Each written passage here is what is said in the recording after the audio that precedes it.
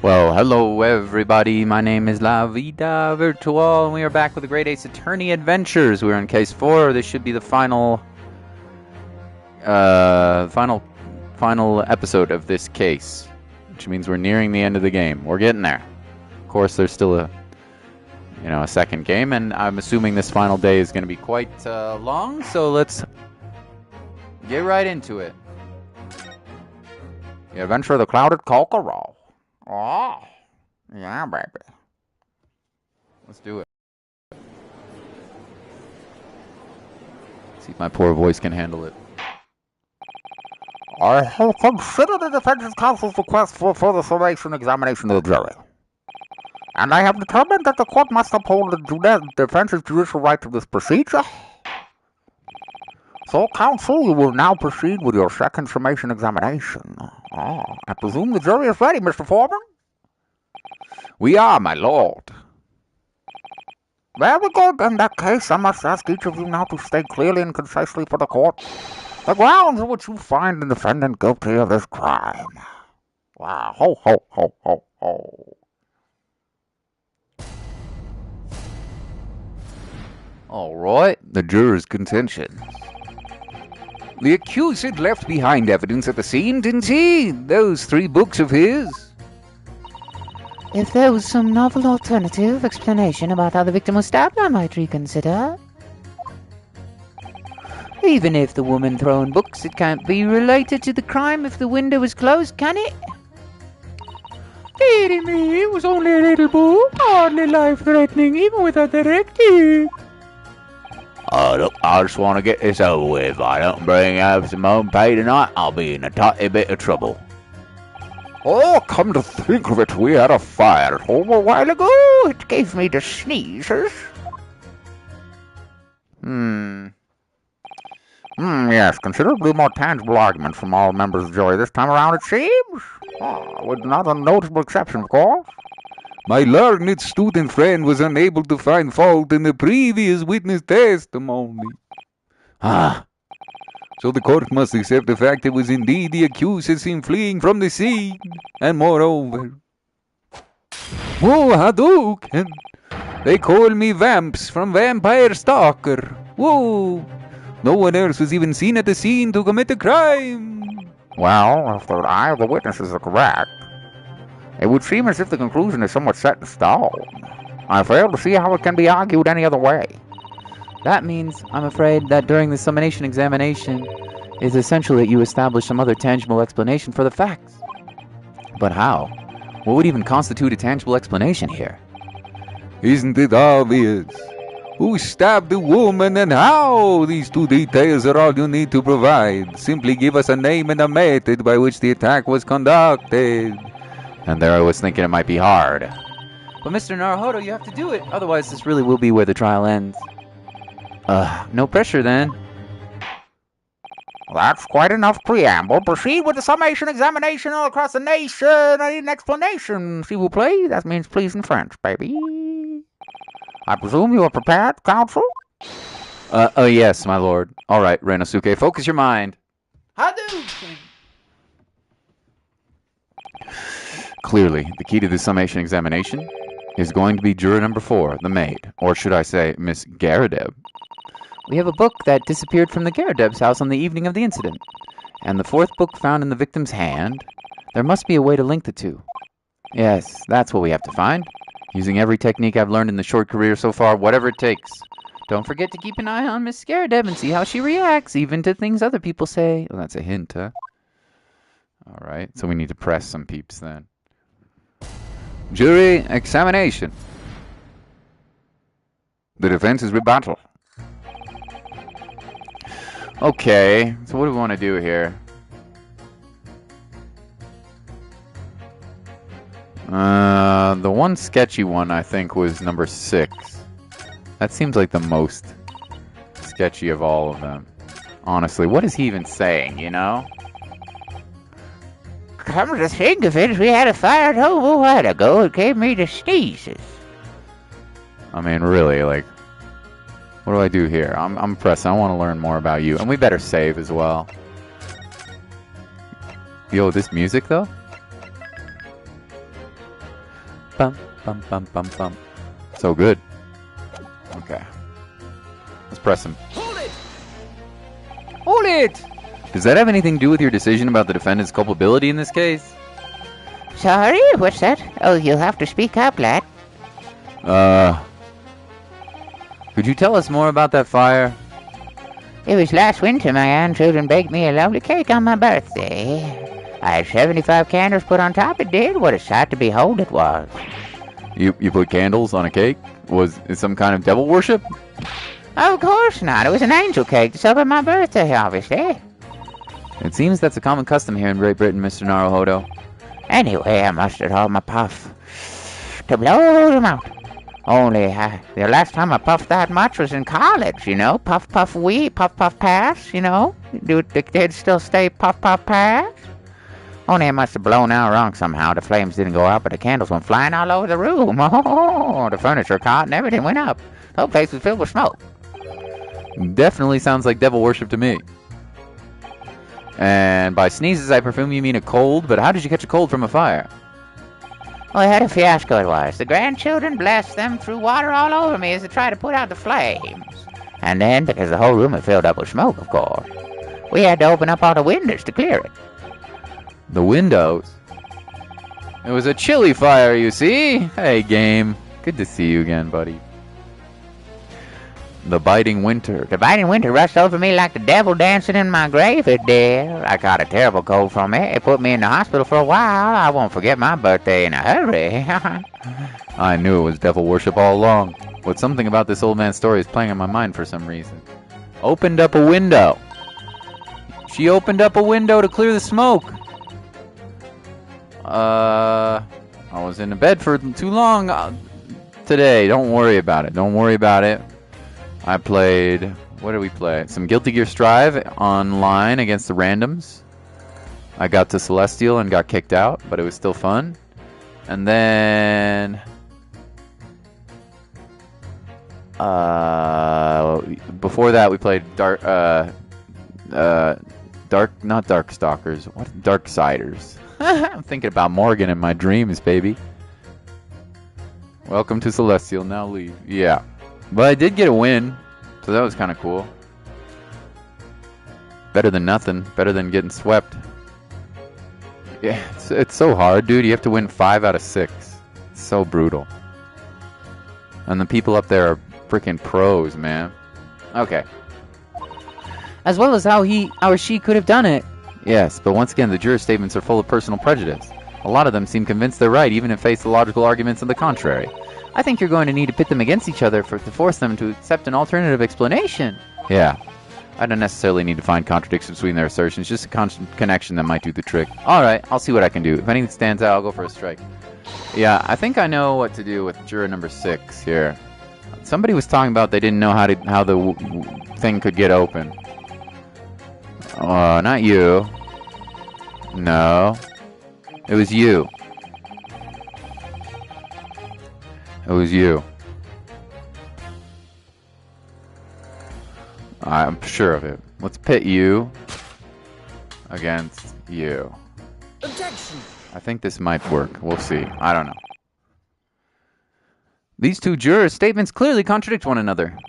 They do? How exactly, counsel? Don't point at me again. I told you it wasn't me. Hey, what's that you say? Speak up, lad. Speak up. Juror number 3, do you see? Oh, me? See what, sir? Did you hear the juror number 6 account of his birthday celebrations last year?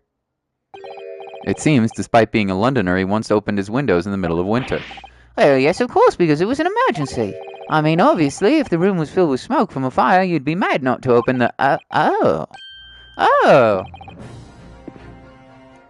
Exactly. On the day in question at the time of the incident, there was a fire in the Gyarados household, and Mr. Gyarados had following to say about it. The whole place was filled with smoke. Oh, my... Oh, my... Oh, look at you.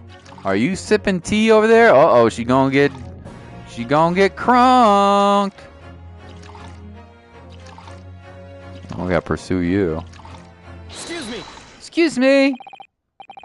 Juror number 4, do you have something to say about that? She chugging, Mrs. Gyarados. Oh, dearie me! What is the meaning of this? How dare you imply I'm hiding who I really am? It's imperative that you confirm something for the court. So please, it's time to drop the pretense now. What is it? When the fire started in your house that day, your husband did you or your husband open the window? Well, I beg your pardon. What are you insinuating? The room would have been thick with smoke after the carpet and bookcase caught on fire as they did. In a situation like that, it's inconceivable that you wouldn't have opened the window. And what if we did? Huh? Oh, all right then. Yes, you're right. My husband was frantically trying to open the window, which can't have been easy since I continue to give him just his deserved book battering. Even though your house is on fire? Oh, you never stop throwing until anger subsides. That would be terribly bad for the nerves to do otherwise. Of course. I should have realized. She chugging that tea.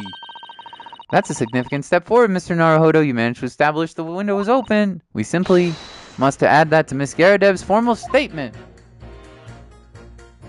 Random PS, go. Now that you mention it, yes, the window is open. I clean forgotten it, but it's true. Let's press this. How could we not? Hold it! The fourth book found at the scene of the crime shows very obvious signs of fire damage. And the title of the book is The Lion's Pride. The same title, in fact, as the book that Mr. Gyarados told us he'd been reading. Oh, well, I couldn't say. On the day in question, did you or not throw a book the title of The Lion's Pride that he'd been reading? Oh, I did. Huh? It was the first thing I could lay my hands on, so I held it straight at him. And now you come to mention it, yes. He was rather enjoying reading it, you're right. Why did you not reveal this information to the court from the outset? Because I could, you insolent little man. I didn't remember. At times like that, you pick up and throw whatever you can lay your hands on or use, you know. I really don't. I barely noticed I was throwing a book, much less the title of it. Oh, you have something to say here? You have something to say here? You have something to say here? Excuse me! Excuse me! What is it, juror number 5? You know something? I remember what it was. The memory I blocked out. Huh?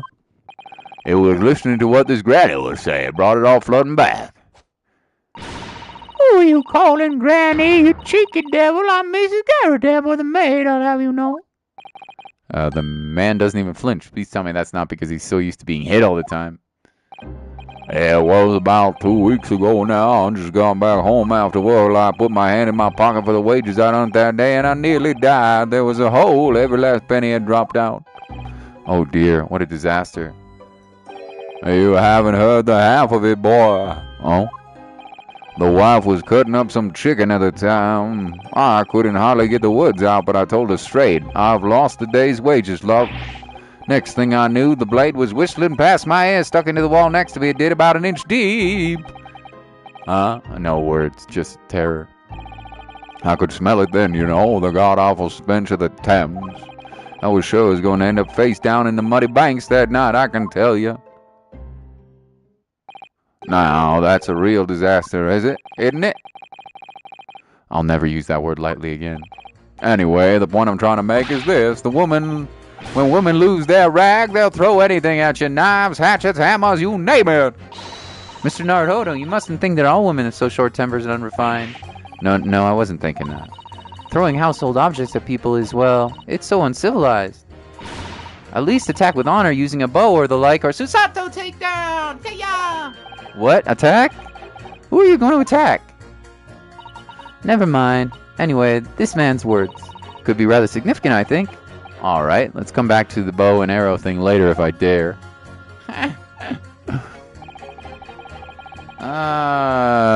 Chucking people to the ground, yeah. Should we press this?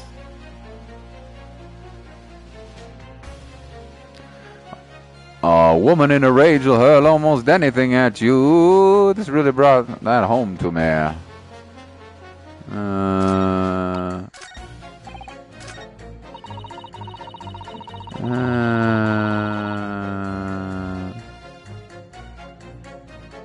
gonna save.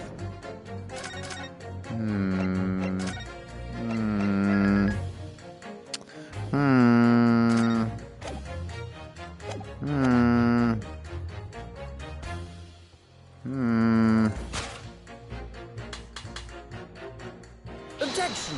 Well, maybe. Those two statements clearly have a deeply significant connection. Good grief, you mean they don't contradict each other at all? Explain, counsel, at once. Juror number 2, do you think perhaps that this could be such a novel alternative? Oh my, whatever do you mean? An alternative explanation as to how the victim was stabbed in the back. What are you talking about? We've demonstrated that the fourth book, The Lion's Pride, that was found at the scene of the crime, originated in Mr. Gyarados' room on the top floor of his house. Therefore, it is equally possible that some other object beside the book could have found its way into Gyarados' household from the street below. Oh my god. Chucked a knife out there. Oh, what's that now? After all, Miss Gyarados could have thrown any number of different objects at her husband. Isn't that right, juror number 4? What are you insinuating now, you little beanball? I'm beginning to think that, ever since the true origins of the book came to light, perhaps she's had a feeling this might be what happened. Now you listen here, you Eastern Gala. As the foreman of the jury, I demand a straight answer. You give us the yarn about some other object making its way out of the house, but what? What was it? I'm really taking a big gamble here. That was a bold accusation to make, but I haven't any real evidence to back it up. But I'm certain that at the very least this warrants further investigation. Alright, Mr. Foreman, I'll try to explain the defense's theory. The other object found its way from Gyarados' household to the scene of the crime was... gotta be the knife, yeah?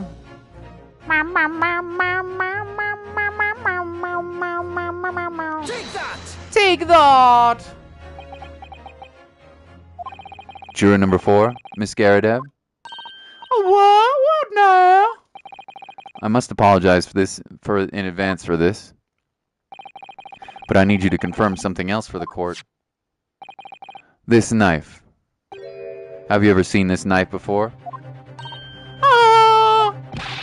Good Lord, counsel, what on earth are you doing? That's the weapon that was lodged in the victim's back, man. Oh! She yeeted her husband out the window! My lord, remember that when the victim was attacked, Mr. and Mrs. Gyarados were in the throes of their argument. Mrs. Gyarados was hurling anything she could at her husband who had been backed up against a window that had been opened to clear the smoke, through which a book sailed and landed at the crime scene. You can't seriously believe that. The book was found in the victim's grasp. Are you saying that it flew out the window and across the street into land neatly in her hand? Even my missus ain't got aim like that. Yes, I admit there are many details we don't understand, but that's the point. This is precisely why we must not allow this trial to end. Not right now. Oh my. Oh! Mrs. Gyarados, your answer, please. Have you ever seen this knife before or not?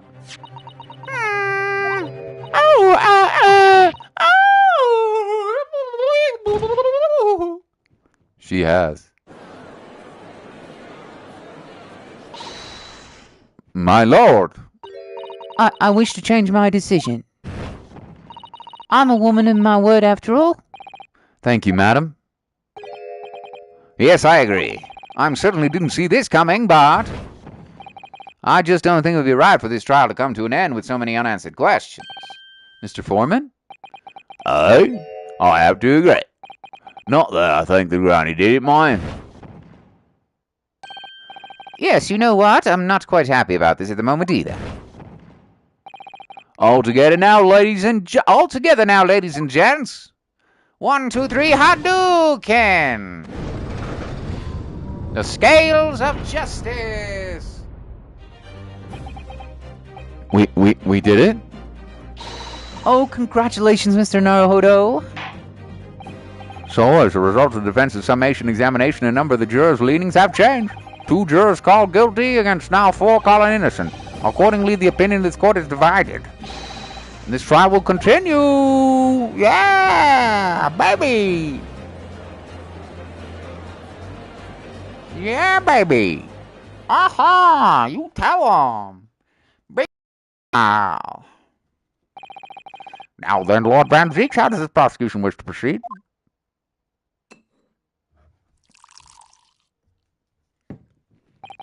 This trial is rapidly descending into a farce.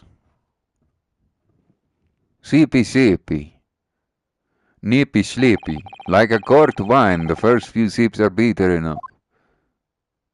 Hadouken! But what follows is so repugnant it's good for nothing save the gutter.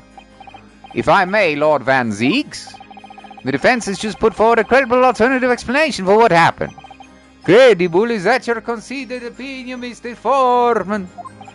The defense's argument is a joke to which I barely know how to respond. Let me start by insisting that you must all familiarize yourselves better with the relative positions of those places being discussed. What do you mean by that? What's his angle this time? It should already be more than apparent that between the crime scene and the Gyarados household runs a rather wide street, Briar Road.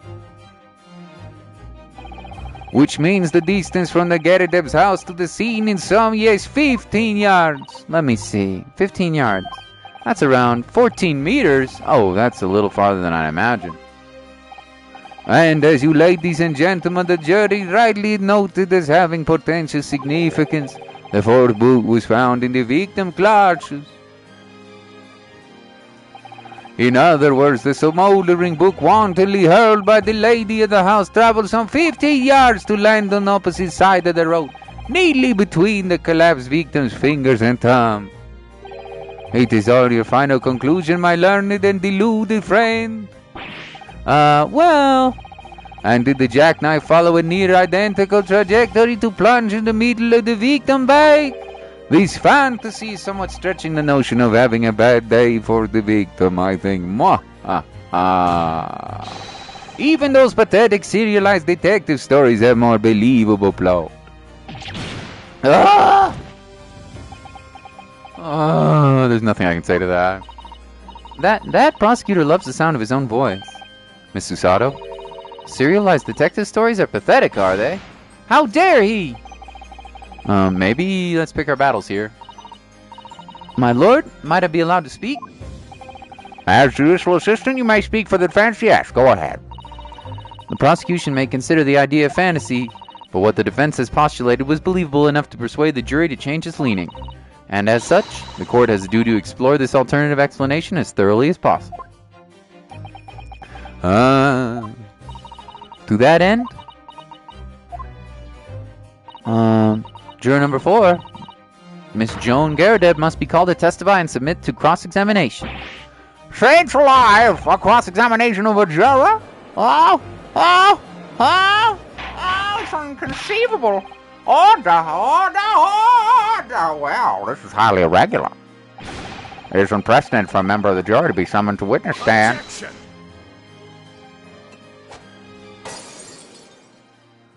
And unnecessary. Lord Van Zeeks? Huh? There are the witnesses in the stand whose testimony the defense may further cross-examine. If I learn from friends' farcical theory has any truth to it, then the both burning book and jackknife must have flown across through the sky before the couple's eyes. And we assume they would be able to testify accordingly. Keep them to Dave, 1, 2. What say you, witnesses?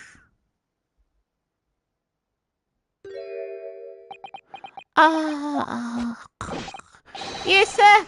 Constable Aurora Beatty reporting for duty, sir. Huh? Well, good morning, officer. Sorry for dozing until now, sir. I haven't slept a month on account of a villain who's appeared on my beat, sir. Oh? These so heroic, these London bobbies. Patricia, my darling, I've been neglecting you, but no more. Oh, Rolly, my hero, you make me swoon. Very well, I hereby reject the defense request. Oh? And order the witnesses in the stand to testify again. State forthwith before the court any details pertaining to the defense's alternative explanation of events. Yes, sir.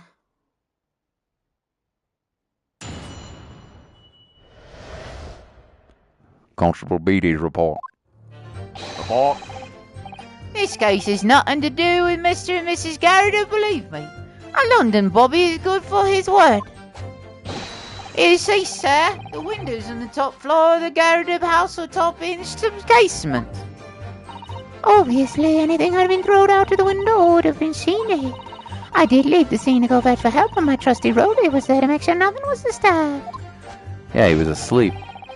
I didn't take my eye off the crime scene for one moment, sir. Nothing strange to report on that front, sir. Yeah, right. You were asleep. Well, this is quite startling. Top hinge, casement windows? That detail was not in the police report, Constable. Oh, yes, I'm sorry about that. I must have been a little drowsy. You cannot excuse your sins with drowsiness every time, Constable. No, sir. Sorry, but... What exactly is a top-hinged casement window? And you? You cannot excuse your ignorance with such trite remarks, my learned friend. Of course, sorry. I found him, Mr. Naruhodo. Cast your mind back to the windows in Mr. and Mrs. Gyarados' room. Alright, I'll try. So the window opens in order to allow air to circulate inside the house. But as it's a top-hinged casement window, it swings open along the upper edge, you see.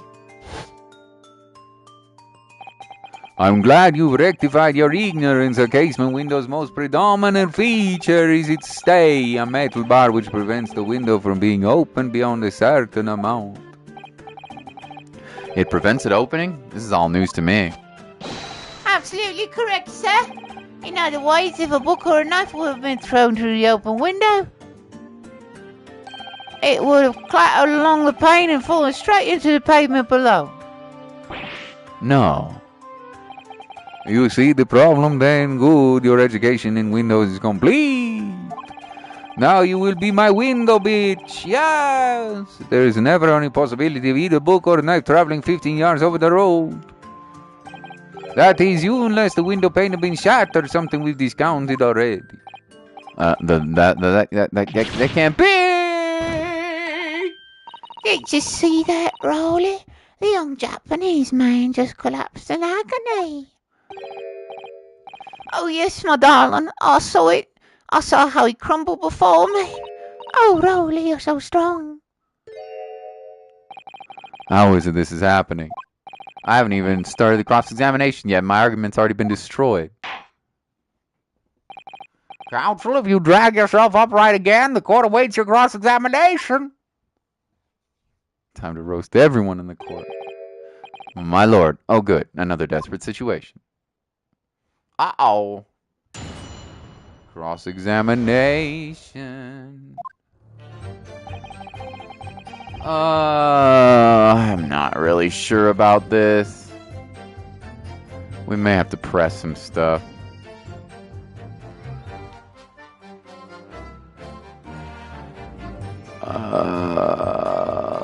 Let's get pressing. I have no idea. How can you say that for certain? A very good question, sir. And the answer is this. It has noble founding principles of force written on it as a reminder to all us policemen on our sworn duty. He showed us that before, didn't he? Did he? I can't say I remember. To patrol the streets of London, turning up all the peace of the common man. That's what this job's all about. And that is why I can stand here to say beside my long-suffering wife and tell you a Bobby's good for his way. Press the jurors, even press yourself. Well, rubbing me tired eyes, admittedly, sir. Oh, Rolly, you're so manly. Of course I am, my darling Patricia. Oh, Pat. Oh, Rolly. No, none of this is what I meant. I meant, how can you say for certain that this case has nothing to do with Mr. and Mrs. Gyarados? Oh, I see, sir. You should have said so earlier, sir. Yeah, well, so could you answer the question? That was a waste of time, then. Absolutely, sir. I'll answer it to the fullest of my ability, sir. There's a surprising reason why Mr. and Mrs. Gyarados' domestic dispute can't be related to this case. But before I get into that, sir, just one thing. Yeah? I very much like you and all your countrymen to understand the great British institution of Scotland Yard. So I'd hope you take back the same tales of London bobbies as how we uphold our garden principles. I wasn't planning on going back just yet. I've only just arrived here. Oh, to that end, sir, I'd be happy to lend you my warrant card for your perusal. But I must warn you, you won't be able to get it through without shedding a few tears. Thank you. I'll, try. Constable Beatty's warrant card has been added to the court record. Alright. Let's take a look at it. You see, sir, the windows of the top floor Gyarados house are top-inch casements. Let's look at this. Look at this. Here's your evidence. Item 1. Policeman will strive to preserve the peace within the allotted beat. Item 2. Patrolling officer expected to walk 20 miles around his beat. Item 1. Any crimes fall under the jurisdiction of the beat which they were discovered. Item 2. When a crime is discovered on his beat, policemen must assist with initial investigations and help detectives. Gotcha. Okay. Maybe it wasn't his beat. No, it definitely wasn't. It was not his beat. That is for sure. Okay. Do we want to press more? I don't know. Alright, let's press 2. I need a sip of water though. Holy moly.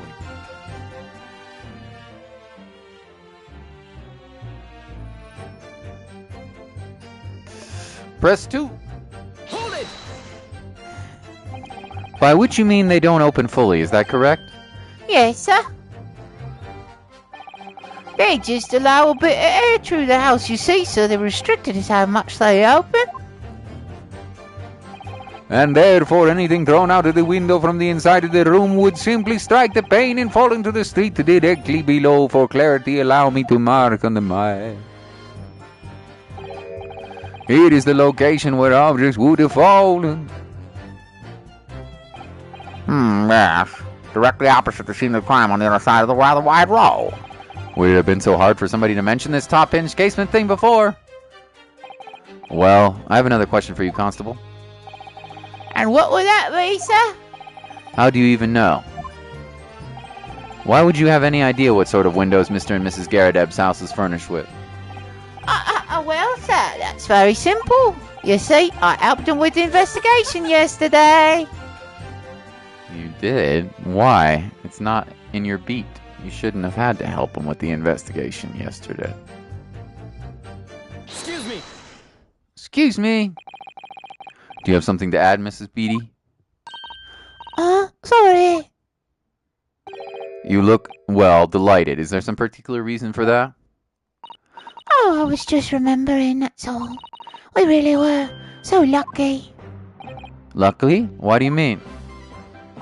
Well, of course I feel terrible for the poor woman who was attacked. Don't misunderstand me, please. But we were just so lucky it didn't happen on Rolly's beat.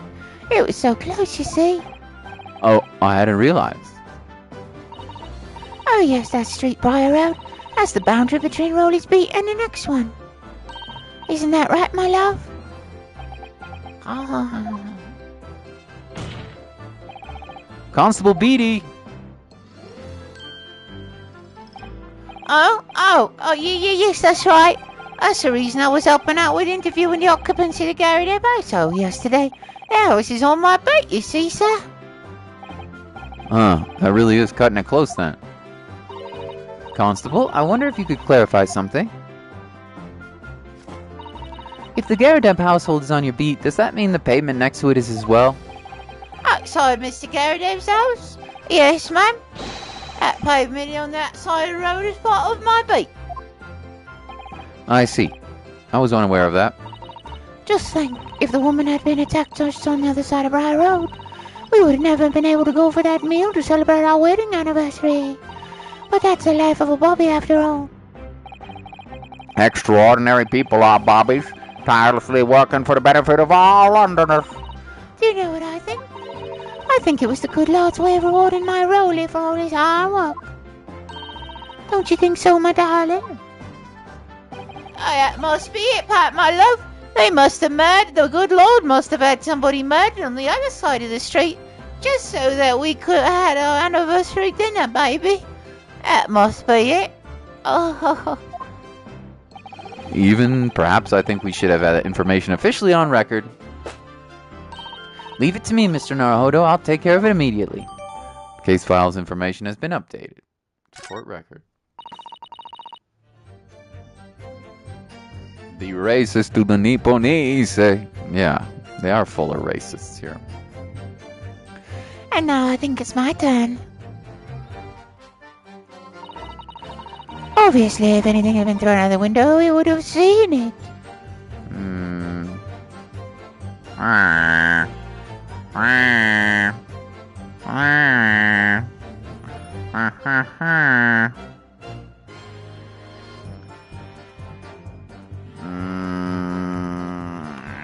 Alright, let's press it. I have no idea. But according to my notes here, the sun had gone down and it was already dark. Oh, but Rolly and I were strolling along gazing at the night sky, looking for our lucky star. Sorry. A star will guide us to eternal happiness. Can it guide you to answer the question? If a flaming book had cut across the sky in front of us, it would have lit up like a shooting star. And if I'd seen a shooting star, I would have made a wish upon it. Let Rolly be Inspector, I would have said, 3 times at least. Of course, what with the smoke and everything, we couldn't actually see any stars. In short, are you trying to say that neither a book nor a knife crossed the sky before you? Oh, this is a great theme, dude. It's awesome. The music in this game is so good, dude. Yes, sir. That is correct, sir. As the night is sky in London is starless, sir. It certainly seems like they're telling the truth. And we saw the poor woman fall on the ground, so we ran straight over to help her. I did leave the scene and go fetch for help, but my trusty Rolly was there to make sure nothing was disturbed. Yeah, until he fell asleep, that is.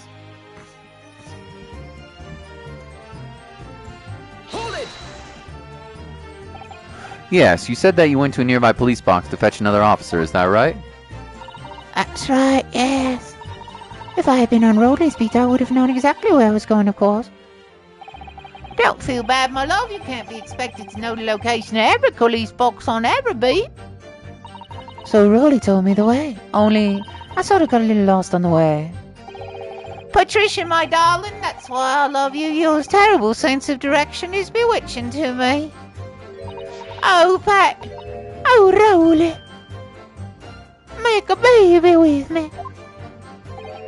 Oh, please. So I suppose I was going for about 15 minutes. But like I said, my Rolly was at the scene the whole time, making sure nothing was disturbed. I was off duty at the time, of course, but a true Bobby is never really off duty, sir. I didn't take my eye off the crime scene for one moment, sir. Nothing straight to report on that front, sir. Uh-huh. Sure you didn't. Nothing to report. That's correct, sir. I had my eyes wide open the entire time. Never looked away for a second. No one else approached the scene, and nothing was removed from it. I can swear on that on Yard's honor, sir. Really? That seems a little strange. Beg your pardon, sir. Strange, sir. Seems altogether regular to me. This burnt copy of the Lion's Pride was originally in the Gyarados household. So the question remains, how did it find its way into the hand of the victim? Can you shed any light on that, seeing as you were at the scene of the crime the entire time? I got myself some coffee from a random time shift, sir. I was right, crikey and awake. Also cocaine. That time shift took me to the 1980s when I was I was buttering up next to a wee little biscuit, and she gave me cocaine right off her nipples. Yeah. And then I came back to the present tense right now. It was pretty nice. Yeah, but I was wide awake. Nipples and cocaine. Oh. How could it be a different copy, sir? Or one that just happened to be burnt as well? Even if that were possible, why would the victim have been gripping a book like that in her hand? As we can see from the photographic print, she had a bag over her shoulder. Oh. Well, sir, that book was in the lady's hand from the moment we arrived at the scene. Is that so? There's something about this statement that's not sitting right well with me. The two mysteries of how the knife ended up in her back and how that book ended up in her hand. There must be some common thread between them. Can I ask you something, please, Mr. Lawyer, sir?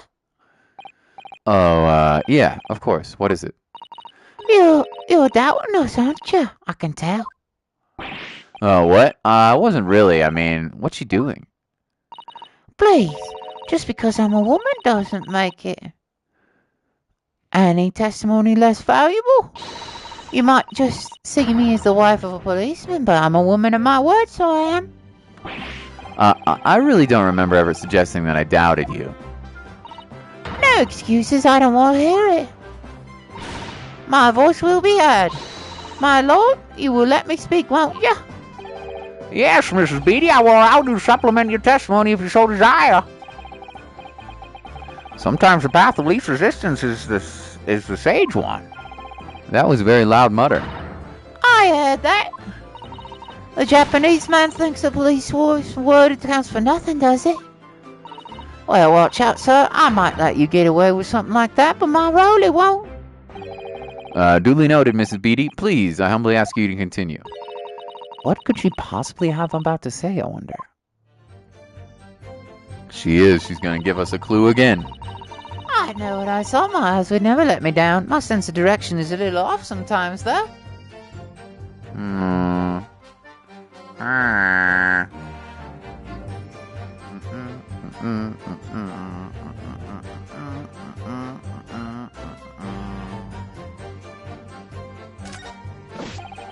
I didn't take my scene off the crime for a moment. No such strange report on that front, sir.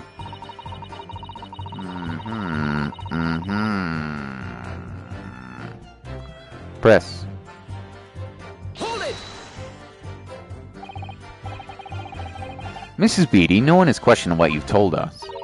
I thought I did that evening, I saw it clearly. That little Eastern man with the whiskers and the funny curved back slinking away from her scene. And I know what I didn't see as well. I didn't see flaming books and knives flying through the sky. All very clear. You also mentioned something about having poor sense of direction.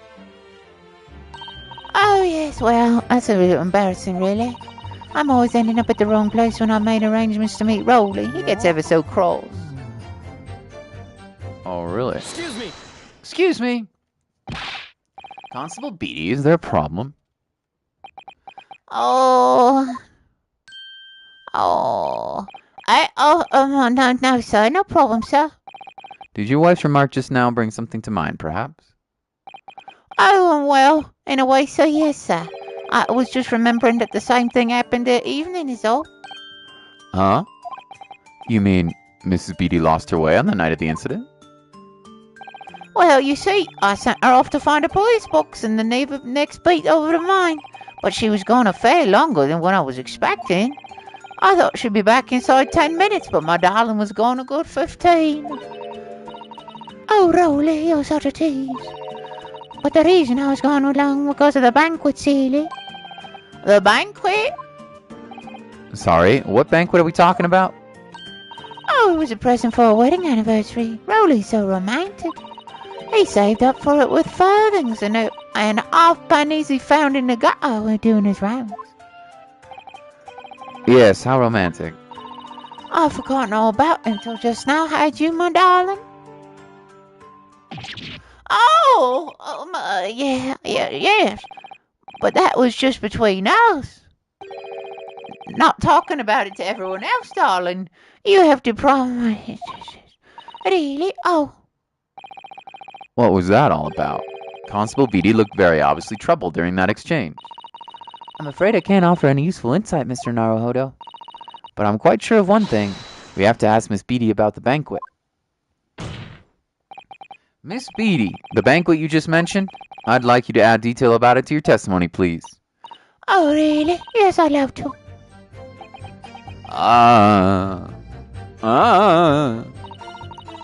What happened was I dropped my bouquet and ended up losing to my wife for a while. I dropped my bouquet. Oh, she did she?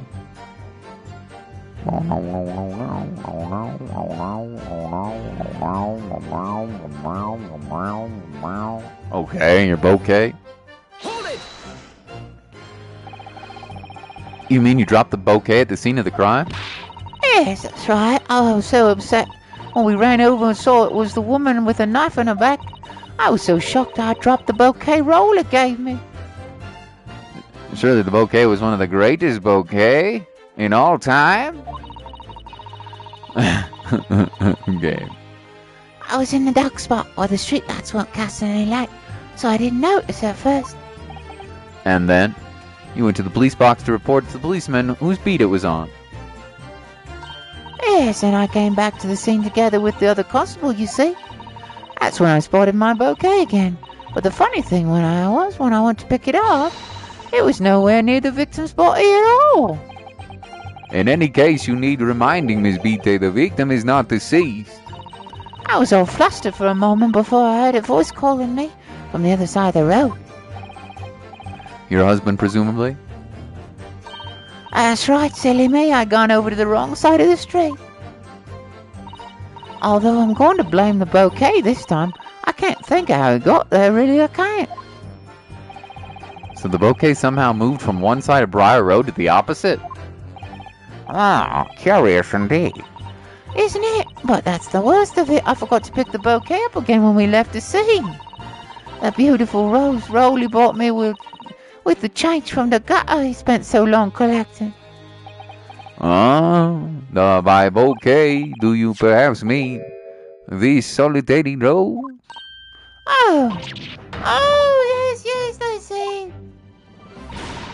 That's the bouquet Rolly brought for my anniversary, with all bits of change he found in the gutter. Maybe just call it a rose. Tell us, Lord Vamps, where did you come by that flower? According to the report by the police officer in charge of the crime scene investigation, it was found on the edge of the pavement in front of the Gyarados household. In front of the Gyarados house? Although it wasn't noticed until the morning as it lay where the street lamps cast no light. It was believed to be of no relevance to the case since it was found on the opposite side of the thoroughfare. Oh, thank you, sir, thank you. Could I have it back now, please? No, I think for good measure this rose should be added to the court record as evidence. Oh. The anniversary bouquet was added to the court record. But it's a symbol of our love. I want it back after the trial. Do you hear me? I want it back. Good grief, rest assured, I shall do my best to not forget Miss Beatty. Oh, Mama. I didn't take my eye off the crime scene for a moment. No, it's strange to report on that front myself. Well, if that's the case, how did you do? What happened to the bouquet? How'd that happen? If you didn't change then how did the bouquet end up on the other side of the street? Buddy, you fell asleep. Objection! You fell asleep. You claim, Constable Beatty, there was nothing to report in the 15 minutes since you were guarding the scene. But that cannot be. Oh. What do you mean to say? We shall now completely destroy the case. In your testimony just now, Mrs. Beatty, you explained to the court that when you arrived back at the scene of the crime with the policeman assigned to that beat, the bouquet you had dropped at the victim's side was no longer anywhere nearby. Yes, on the opposite side of Briar Road where the victim was attacked. But considering the size of the meager bouquet, if a single solitary bloom can be so described, no doubt it was blown by the wind across the street back into the gutter where it belongs. Wow, what a jackass. Meager? Objection! But if that were the case, why didn't Constable Beatty not testify to the fact? No one else approached the scene, and nothing was removed from it. Constable Beatty swore to that on Scotland Yard's honor. But the bouquet belonged to me. It has nothing to do with the case. That's why Rolly didn't mention it, I'm sure. No, because sadly it's not only your bouquet we're talking about here. More than one thing in this case is mysteriously the wrong way round. What are you talking about? Think about it. Besides Mrs. Beatty's bouquet, there's Mr. Gyarados' book. Mr. Gyarados' copy of The Lion's Pride, which was thrown out the window by his wife, would have struck the pane of the casement window and landed here on the west side of the street. And yet, it was actually found here on the opposite side of the road in the victim's hand. Meanwhile, according to the testimony we've heard, Mrs. Beatty's bouquet should have been dropped here at the scene of the crime on the east side of the street, but in fact, it was actually found here on the opposite side of the road in front of Mr. and Mrs. Gyarados' house. There's no logical explanation for those things, unless somebody deliberately moved them.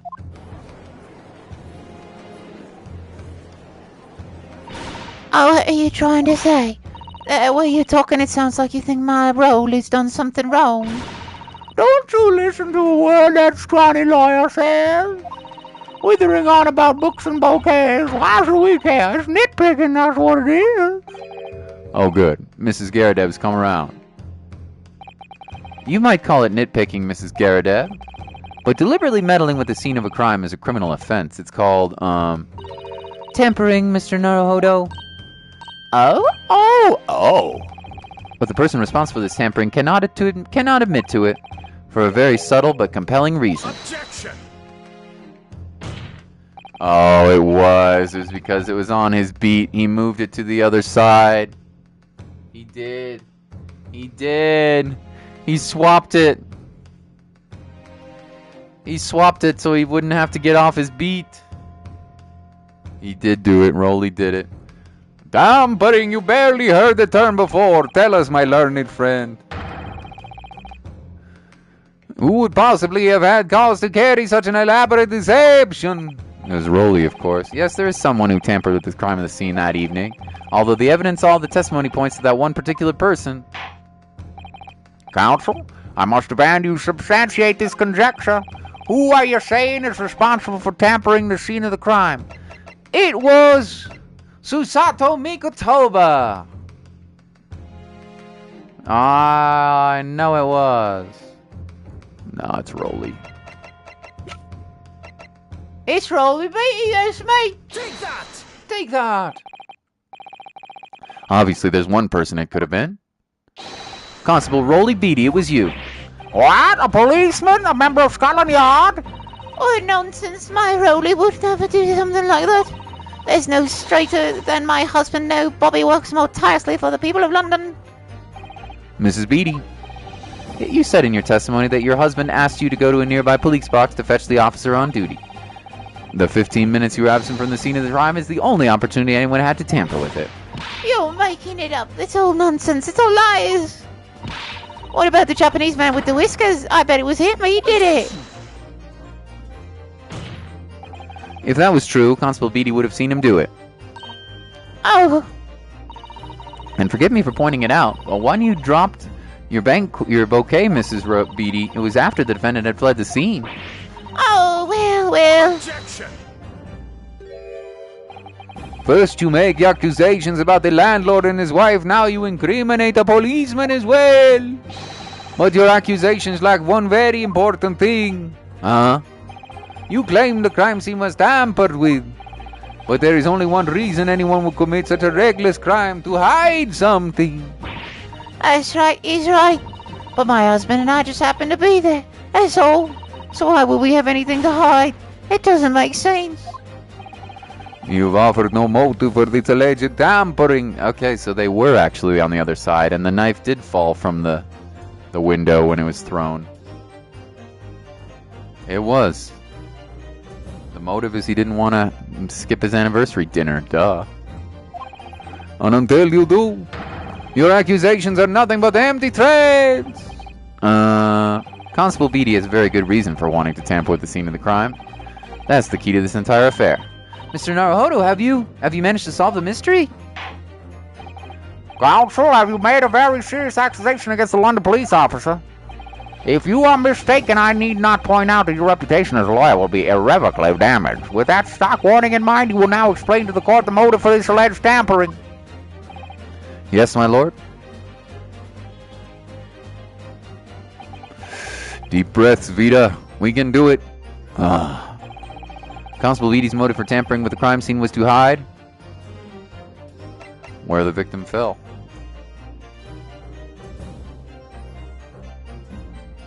It's gotta be. You're playful at Rolly's expense.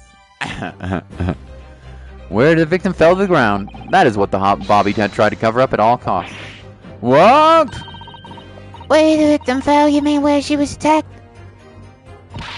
What are you talking about? Who told you at the very start, didn't we? On the pavement of Briar Road, we saw it happen, remember? It was right here, if anyone didn't already know. That's certainly what everybody has been led to believe, but in fact, that isn't where the victim was stabbed at all. What?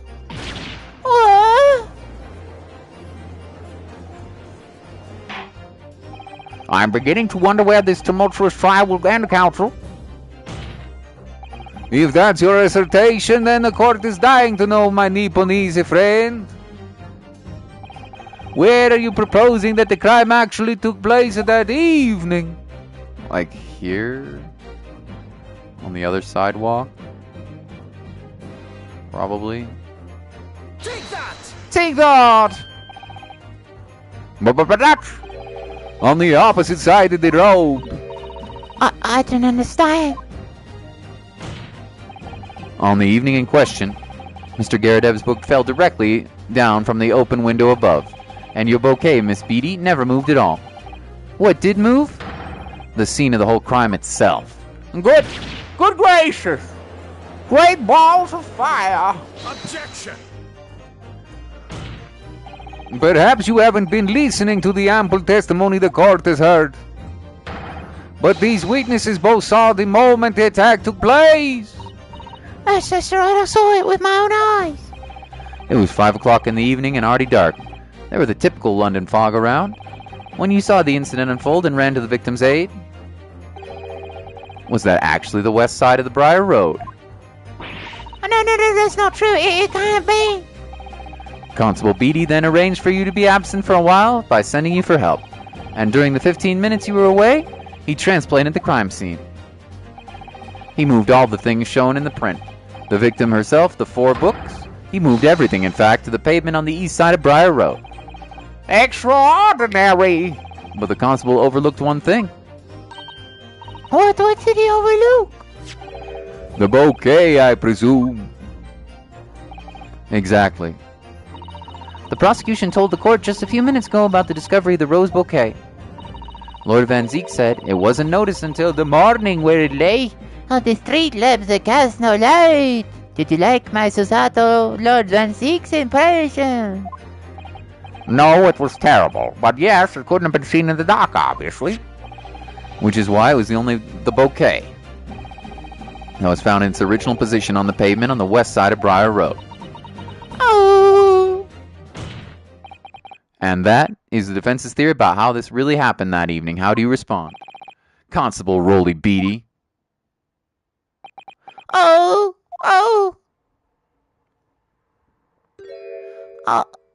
Well, I'm very sorry.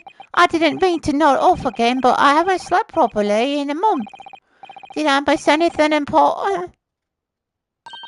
Oh, Rolly, it isn't true, is it? What the lawyer said is all lies, isn't it? I know it is because you're the most upstanding righteous man I know. Oh, I had a dream. A terrible dream. All the things I did that night. Everything come out. Everything exposed. Huh? Oh! Only it seems it wasn't a dream at all. Good golly! Miss Molly! Order, order, order! What on earth is the meaning of all this?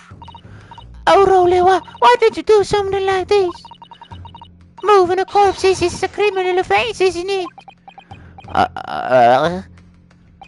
Wishing the victim dead should be one too. Constable, explain yourself. Why would you do this?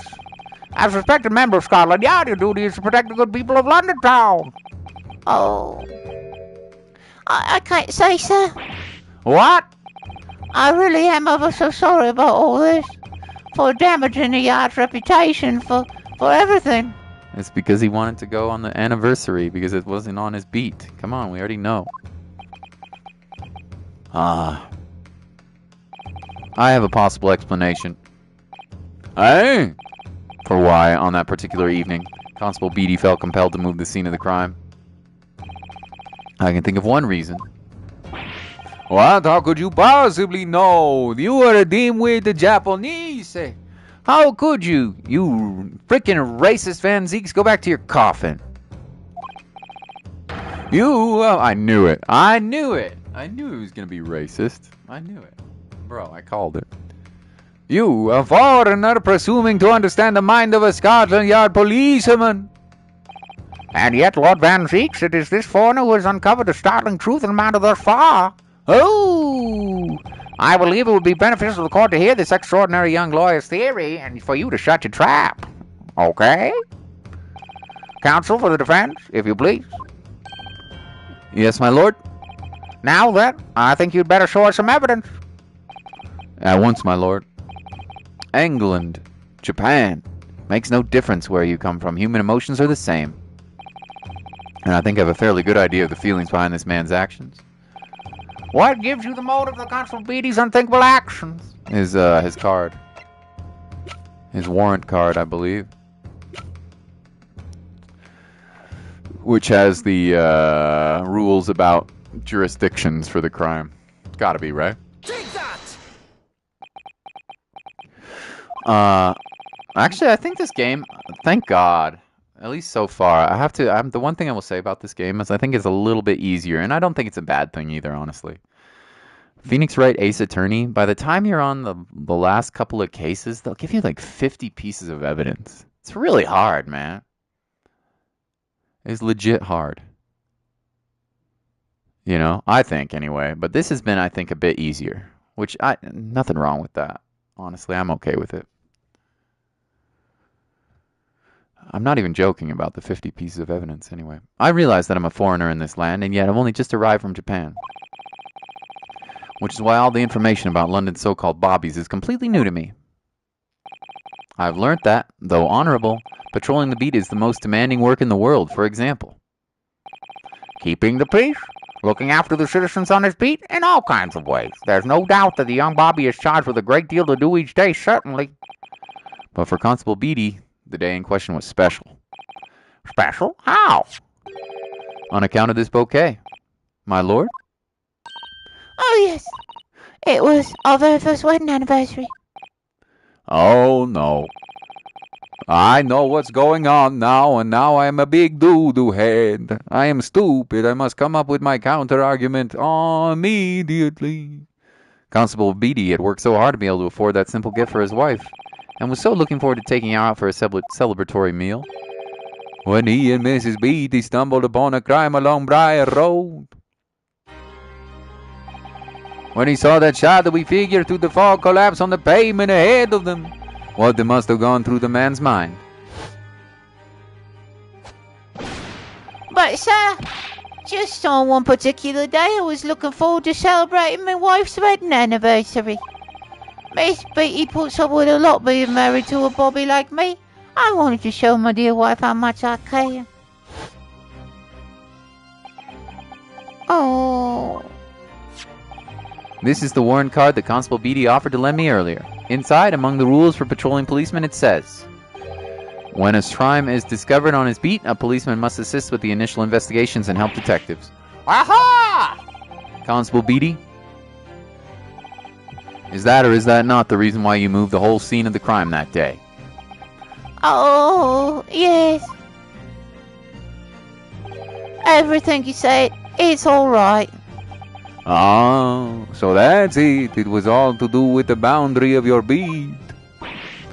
And the heat of the meat meets the angle of the dangle meets the mass of the ass. Oh, he wanted to beat the meat on the angle of the bangle. But instead he would have had to stay that night on the crime scene. Oh, Exactly. To summarize, the incident actually occurred on the Constable Beatty's beat. Good gracious! Constable, do you realize the gravity of what you've done? oh. It was the first time since I became a copper that I'd ever cursed God. Stay close to me, Pat. This criminal could still be lurking somewhere. As I ran over to the scene, I had every intention of doing my duty as a police officer. We've got to report this to the station as quickly as possible. But then it dawned on me. I realized where we were, where the victim was lying, and what that meant for me. When a crime is discovered on his beat, a policeman must assist with initial investigations and help detectives. But why here? Why did it have to happen here? And why tonight of all nights? Oh, why? Oh, I was gonna get some booty. It's a copper's job to guard the scene of the crime, so I told Pat she'd have to go to the nearest police box and fetch whatever was on duty there. It was then when I opened my mouth to speak. It just came out. I couldn't believe the words that were coming out of my own mouth. This is the next beat to mine, Pat. So you'll have to go to the police box that covers it, turn right along Beecham Street, and then... Oh. Oh.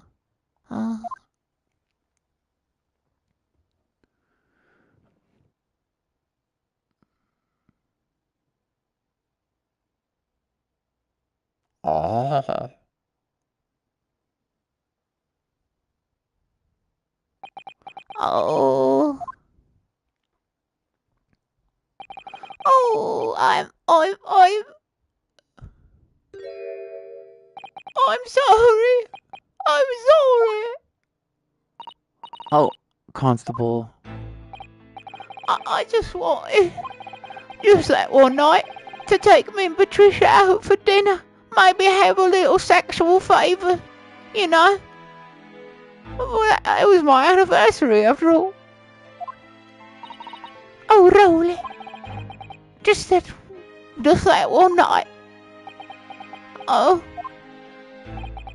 You knew that if the incident was on your beat, your evening celebration would be ruined, and so you decided to move the entire crime scene outside of your jurisdiction. Just across the street to the east pavement of Briar Road, which falls under the neighboring beat scale. Oh.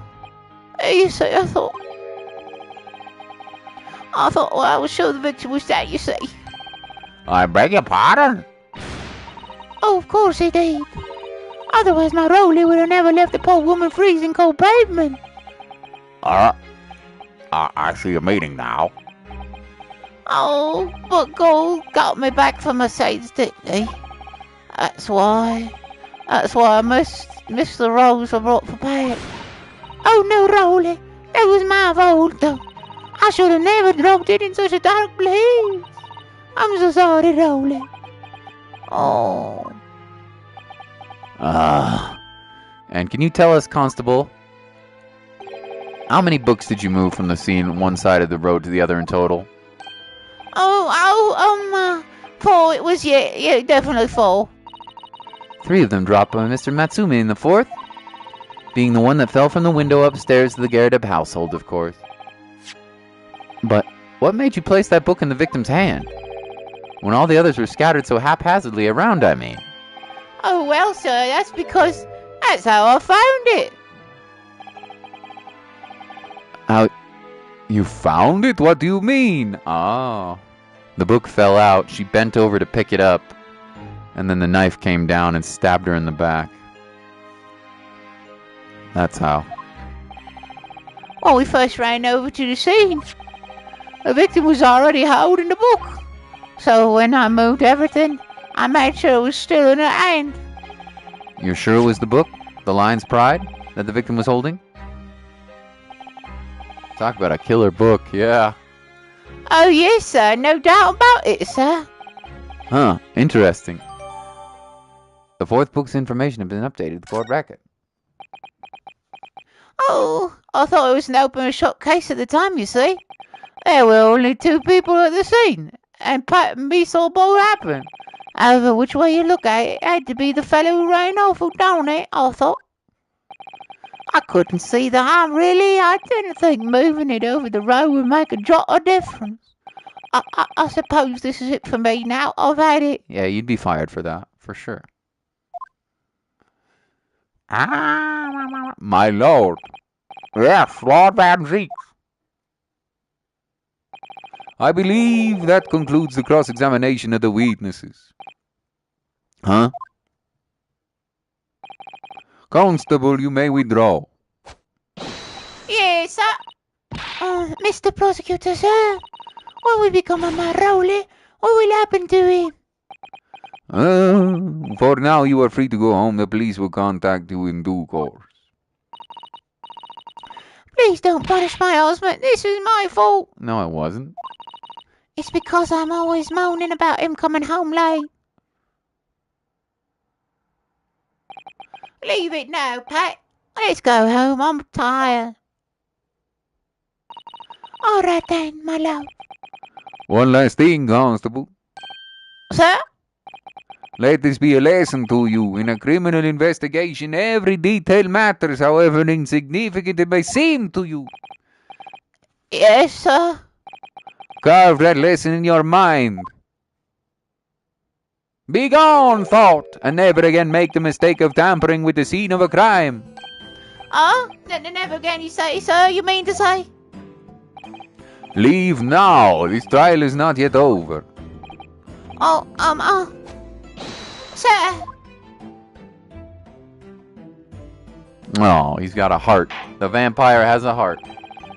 Well, quite a startling revelation, I must say. Whoever thought of a third party transplanting the entire scene of a crime like that? Indeed, my lord, nevertheless, there are some irrefutable facts here, principally that the accused, Mr. Soseki Nasune, is the only person who could have possibly committed this crime. No. Objection! Absolutely not. No, I disagree. Now that we know the true scene of the incident, there is someone else. Another person who could be responsible for the knife in the victim's back. Forgive me for being so presumptuous, but I believe the prosecution is probably well aware of this possibility already. Lord Van Zeeks, is this true? Maybe. Very well. Name the person, if you will, and I will further investigation is warranted. The prosecution has no objection to the trial continuing. You will name this other person who could have perpetrated the crime. It's Joan. Obviously. Holy shit, man. I need a sip of water. Holy moly. This is gonna be a long one, but it's fun, so I don't care. Take that!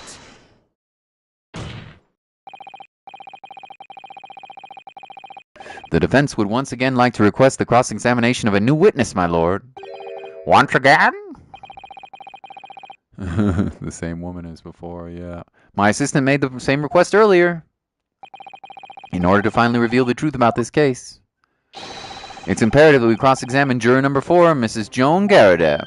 Mama me, oh daddy me. Objection!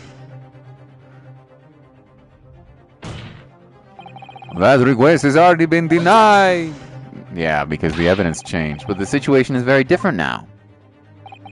Mrs. Gyarados, answer me this. What do you want now, you little toad? At the time of the incident, you were engaged in a violent argument with your husband, Mr. Joan Gyarados.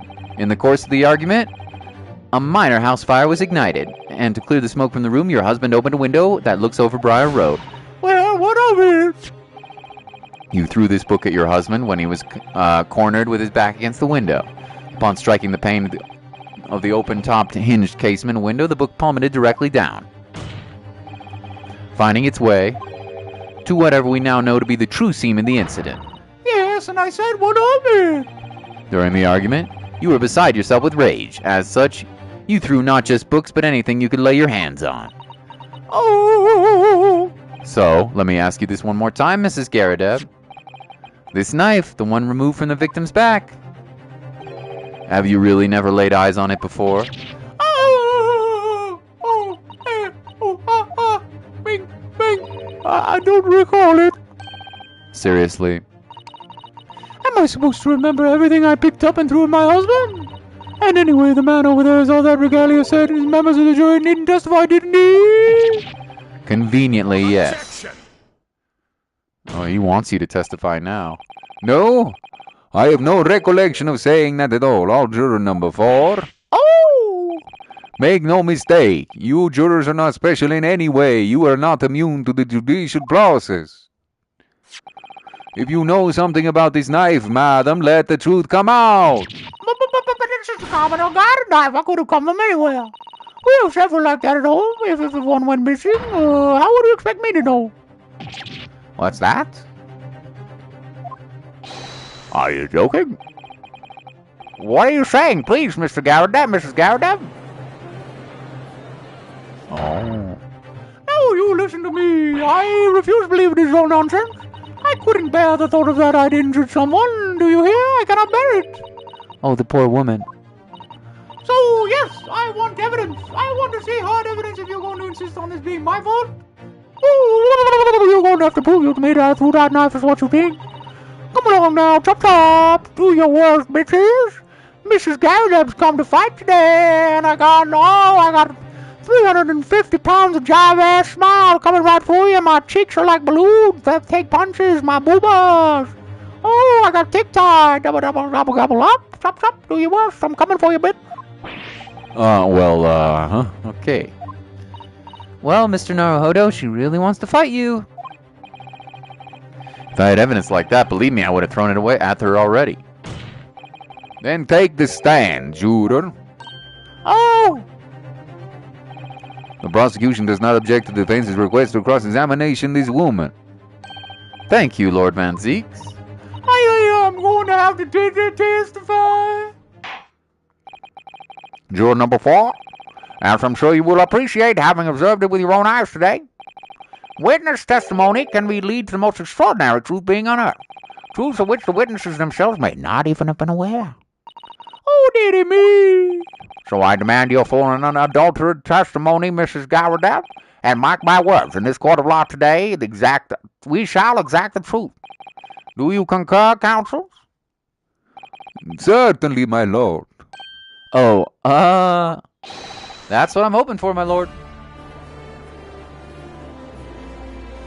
Oh, epic music.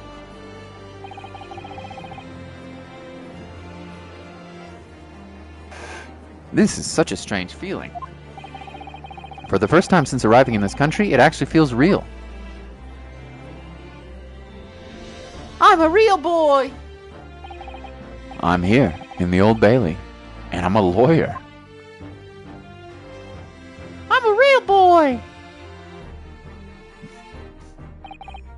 Witness, state your name and occupation. Hey, Liam, how are ya? Jolly, you smell.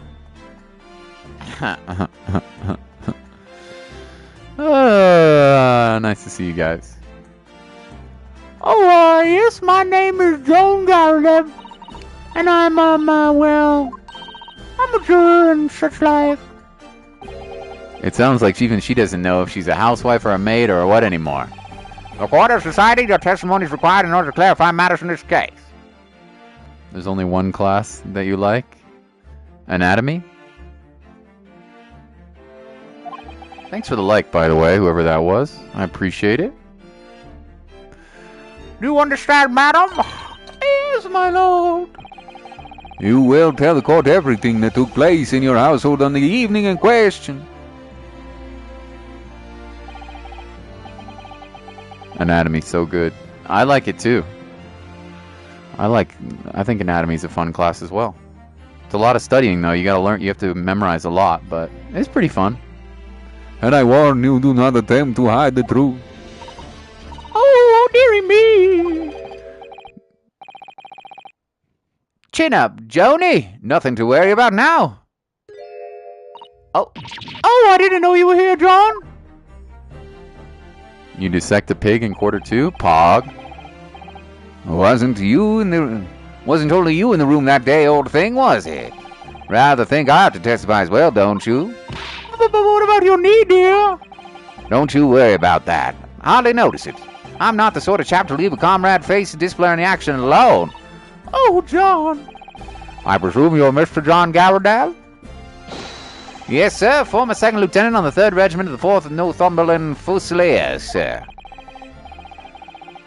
Seen my fair share of action and now living in the quiet life, as it were. The quiet life where you're not engaged in an incendiary battle with your spouse on the day in question? I'm gonna take a little nap. We'll see you soon, Liamski. You earned that nap, buddy. I'm quiet. I believe this may represent a first in the proud history of British court. Calling a juror to witness stand is unprecedented. However, the court will hear your testimony now, juror number 4, and that is of your husband. You will recount clearly and concisely the events in your home at the time of the incident in question. Sir, at once. Sir, at once. Woggly cheeks. Oh, kung fu fighting. Everybody was kung fu fighting. My cheeks are so big. Oh. Battle of the Gyarados. The Battle of Gyarados. Yes, on the day you're referring to. The wife and I did have a bit of a skirmish. Can't recall the reason now. Knocked the candlestick over and set fire to the carpet. Soon it headed out, though, and the window was open. Meanwhile, I was picking up whatever I could find to throw at him. Plenty of knives around our place. Can't say I'd noticed 1 or 2 went missing, I'm afraid.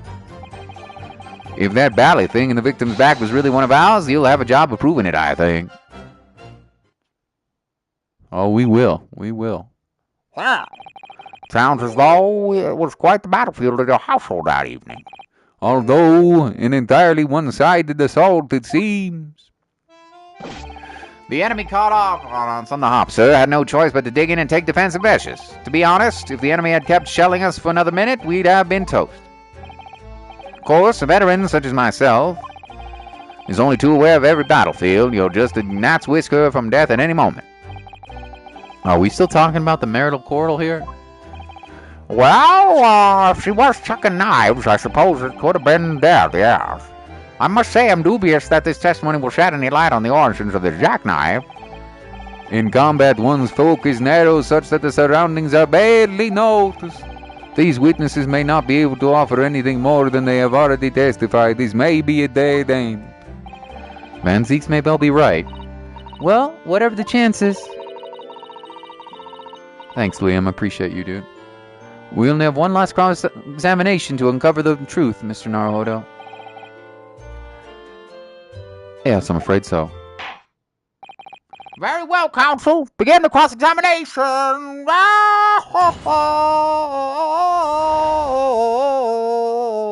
That's my battle cry. It also gets the ladies out the britches. Oh, they like my ho-ho-ho, if you know what I mean.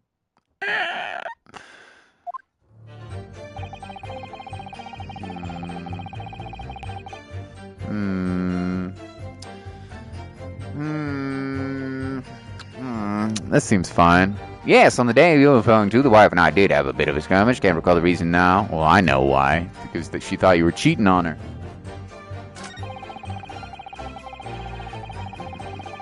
Knocked her candlestick over and set fire to the carpet. Soon ahead and got the window open. Yeah, we know this.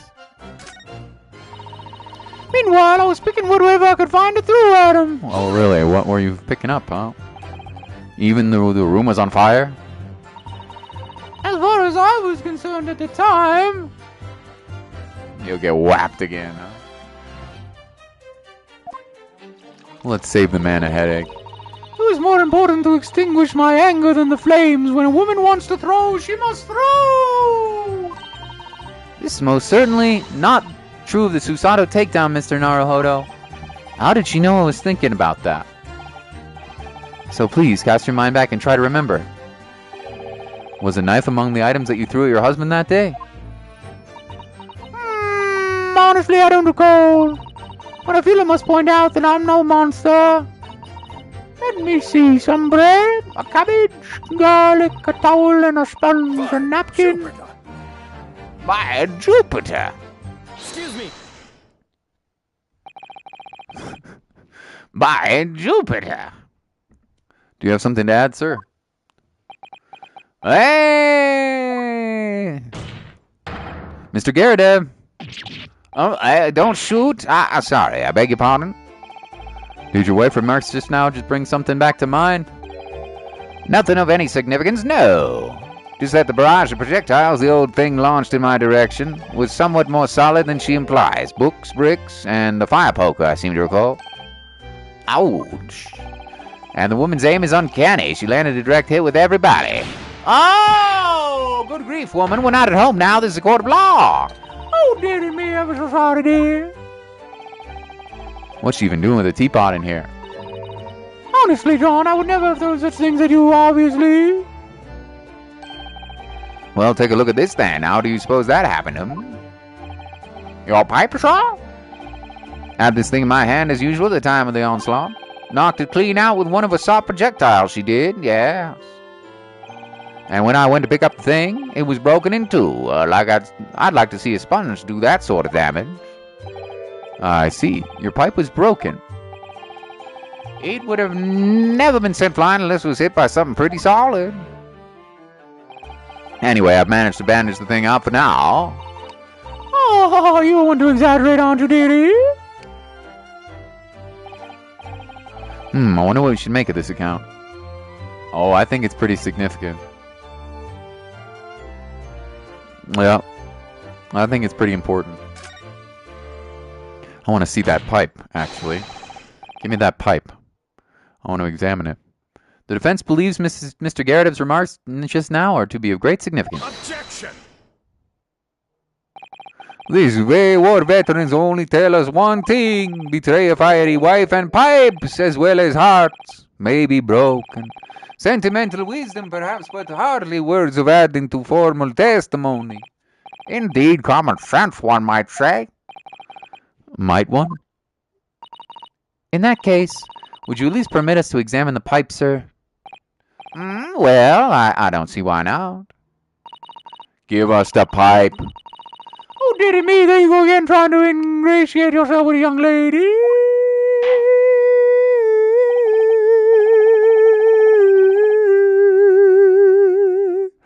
Why does he love young ladies?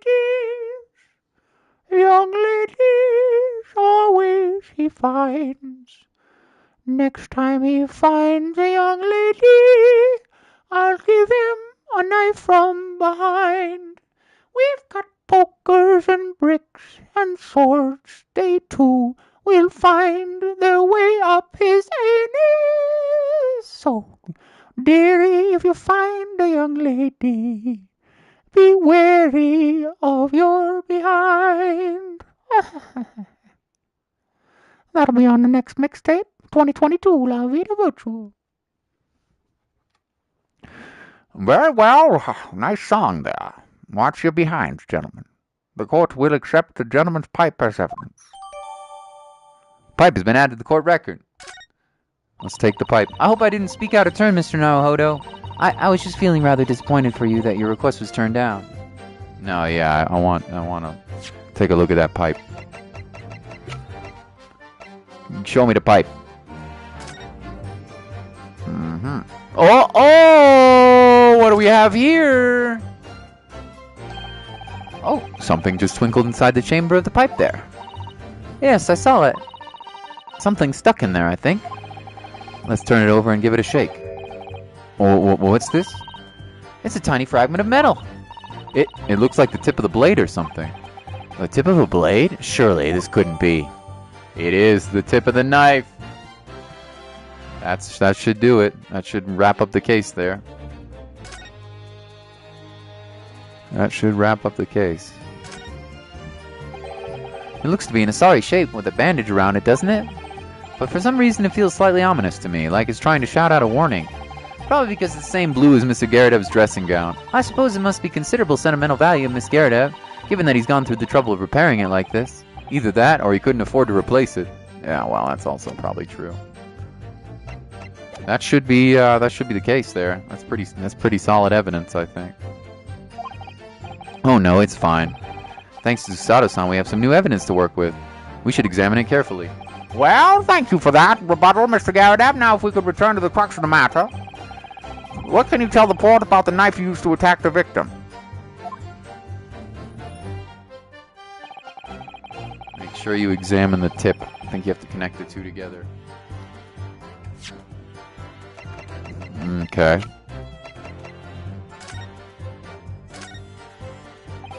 This is the tiny piece of metal we found in the chamber of Mr. Gyarados' pipe. It looks like the tip of a blade or something. The tip of a blade? Is something wrong, Mr. Naruhodo? I don't really know. There's just something niggling me, but I can't quite put a finger on it. Perhaps in this case, it would be wise to examine some of the other pieces of evidence again. Yeah, the knife.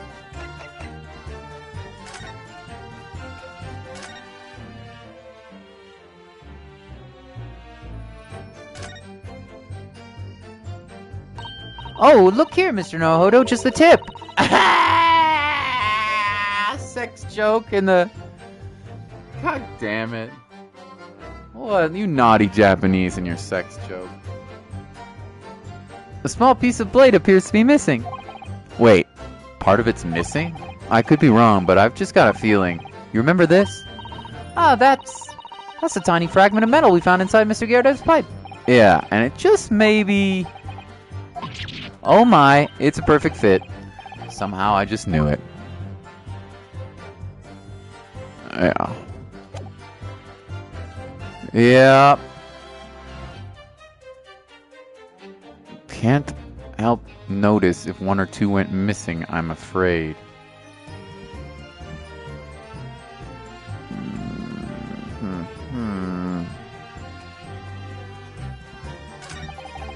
If that Bally thing in the victim bag is really one of ours, you'll have a job of proving it, I think. Oh, I think we can, indeed.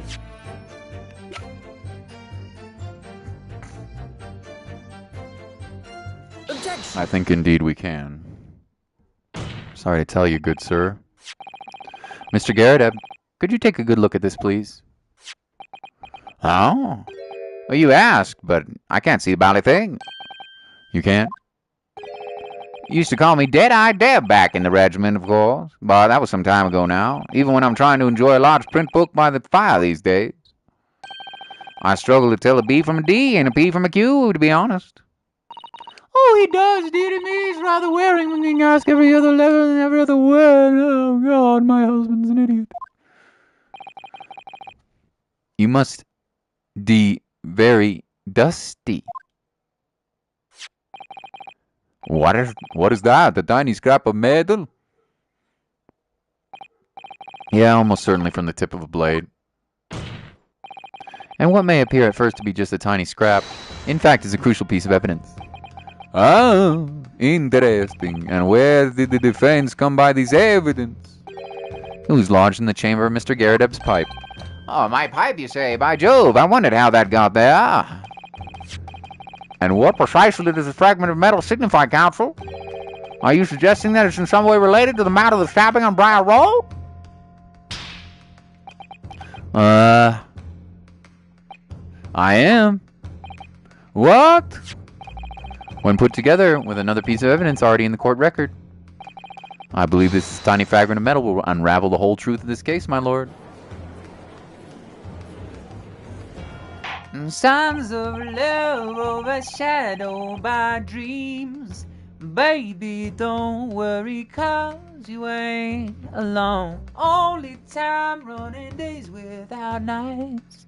Tears pass through. You appear rather confident in that extraordinary statement, Counsel. Very well, then. Present the pertinent evidence to the court. What evidence, when paired with this fragment of metal, allegedly reveals the truth of the entire case? My armband! Just kidding. Take that. This is the knife that was found in the victim's back. If you look closely, you will see that there's a small piece at the tip of the blade that is missing. A common issue with inferior blades sold at unsavory street market. Criminals who use them regularly leave the tips lodged in their victims' bones. And what of this particular knife? No doubt the tip has suffered the similar fate now languishing somewhere in the spine of the victim. Objection! No, that's not the case. Oh. The tip of this particular knife's blade is the very fragment of metal we discovered at the chamber of Mr. Gyarados' pipe. Good grief, Lord Van Zee? I don't believe it. The knife from the crime scene and this fragment of metal are a perfect match. Good golly gosh! Oh! Order! Is this some sort of Eastern sorcery? No. This is no magic, my lord. This is a miracle. A miracle? So Van Zieks has figured it out, has he? Counsel, explain this extraordinary coincidence at once. Yes, my lord. This crucial point we have to ask ourselves here is, when did the fragment of metal find its way inside Mr. Gyarados' pipe? Something that was clarified for us in the most recent witness testimony. Had this thing in my hand as usual at the time of the onslaught. Knocked it clean out with one of her soft projectiles, she did, yes. It would never have been sent flying unless it was hit by something pretty solid. Oh, did it me? During the argument between these two that occurred just as the victim was on the pavement below, Mrs. Gyarados flung this knife at her husband. However, the knife missed Mr. Gyarados, instead striking the pipe in his hand at the time, which caused the tip to break off, of course. Good lord! Yes, and that is when the tiny tip of the blade found its way into Mr. Gyarados' pipe. The chance of that are 1,000,000 to 1. And yet there's no doubt, no other credible explanation for how the tip of the blade entered in your pipe. Then, after losing its tip, the knife ricocheted off the pipe and flew out the open window.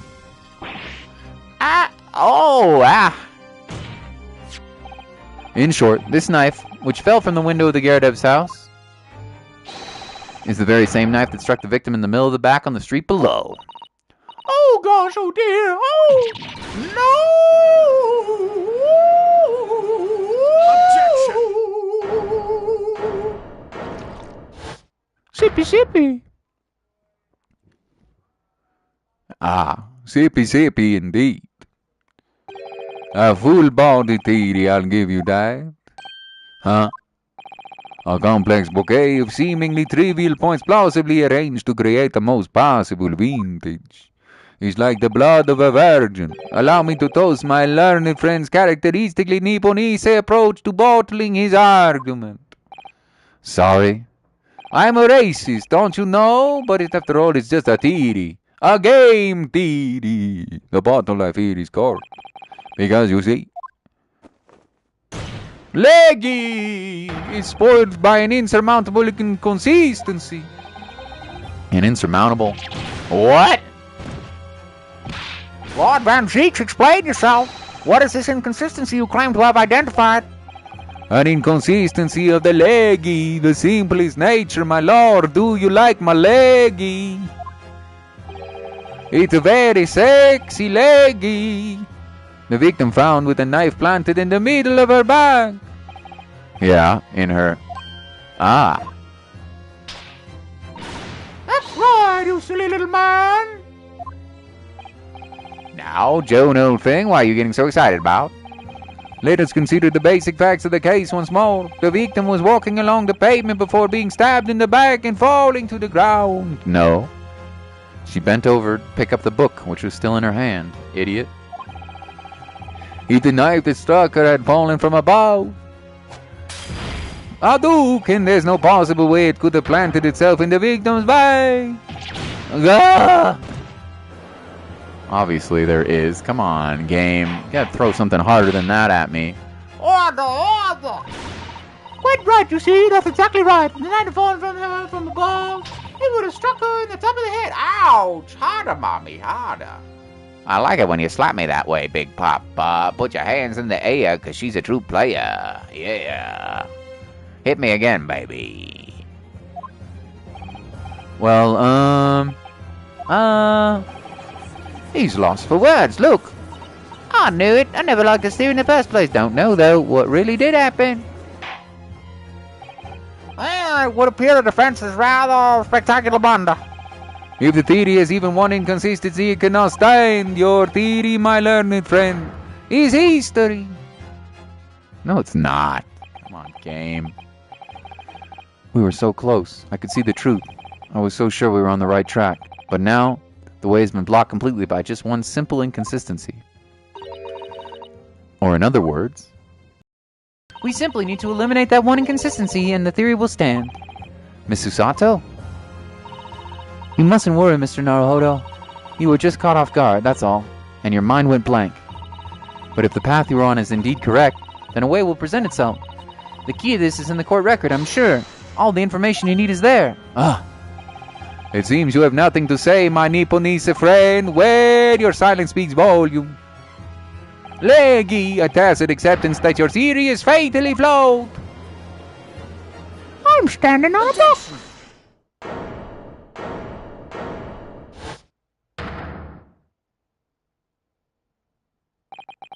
This inconsistency doesn't mean I was on the wrong path. It means that I need to sharpen my mind and dig deeper for the truth. It's a test. Yes.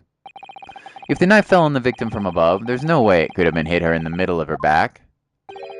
Under normal circumstances, that is. What are you implying? Counsel? There is a piece of evidence in the court record that can explain this inconsistency.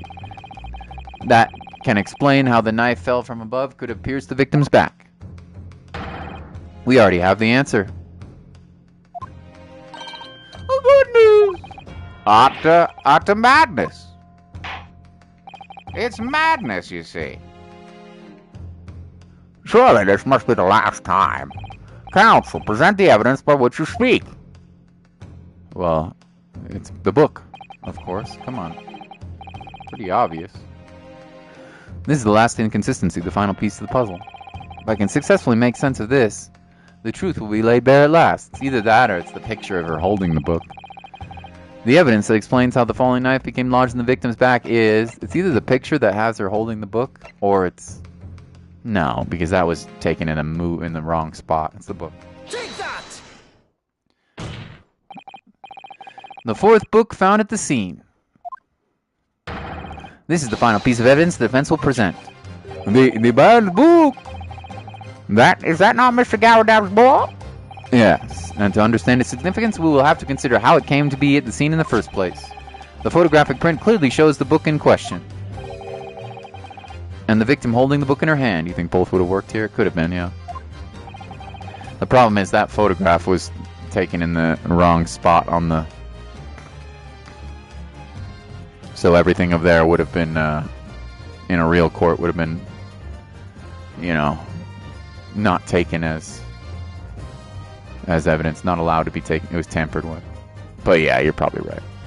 But as we well all know, it was the police constable that put the book between their fingers like that. Quite so, as part of his whole-scale transplanting of the crime scene to the opposite side of the road. That's true. However, as part of his testimony, Constable Beatty made an extremely enlightening statement on that point. But what made you place that book in the victim's hand?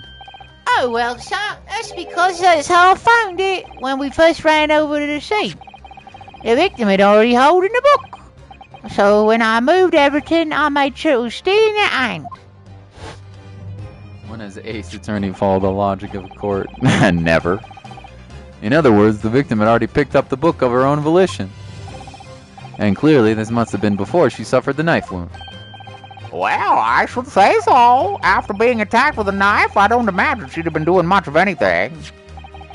So the question becomes, why did the victim have that book in her hand? Oh, by Jingo.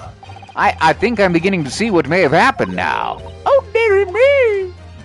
Ah, we know that the book fell from the top floor of the Gyarados house on the pavement below, at precisely the moment that the victim was walking past. Yes, at exactly that moment, the young woman was walking along the street in the light fog, when all of a sudden, a book fell right in front of her. The book I threw. Yes, Miss Gyarados, and what do you think the woman did? What would you do if we were walking along and suddenly a book landed in front of you on the pavement? Well, I really can't imagine it, but I suppose She might have reached down and picked the book up. Yes, that's exactly what the woman in fact did. She picked up the book. Oh heaven! And when the woman reached down to pick up the fallen book up, what position would her back have been in? That's right, facing the sky, completely and utterly defenseless. Then, in the very next moment, while the woman was still bent over picking up the book, Ow! the next object fell from the room above, the jackknife, and straight into the middle of her back. And at that same time, walking by chance directly behind Mrs. Green, was the defendant, Mr. Soseki Natsume. Well, I never. It appears to Mr. Natsume that the woman simply collapsed on the floor. In the dark and the fog, he didn't see the knife falling on her from above. Oh! And from the other direction, the constable and his wife saw no one but the victim and her apparent attacker. So there was never a real culprit to run from the scene in the first place? No, this was nothing more than a series of unlikely events that culminated in an unfortunate accident. And that is the real truth behind this case. Booyah! Case closed. Suck it. I'm a lawyer. And I'm from Japan. And I just kicked your ass. You stupid racist vampire.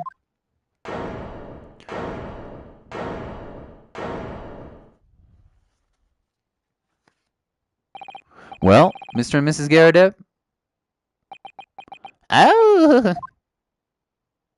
Oh, the very first time you showed me that knife, I had my suspicions. I wondered if perhaps it might have been something like that. There, old bean.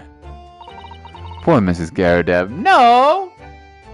You just sent somebody to the hospital, not poor Mrs. Gyarados.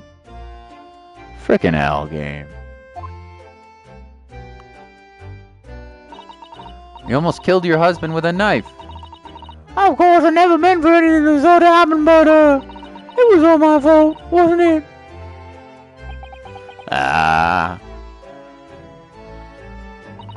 Don't you poor her, Susato. I take full responsibility. I let my anger get the better of me. I threw that book, and I threw that knife as well. John dear. It's all right. I know. I'm ever so sorry. Well, that's too bad, bitch. We're getting a divorce. Nobody chucks a knife at me. I'm sorry.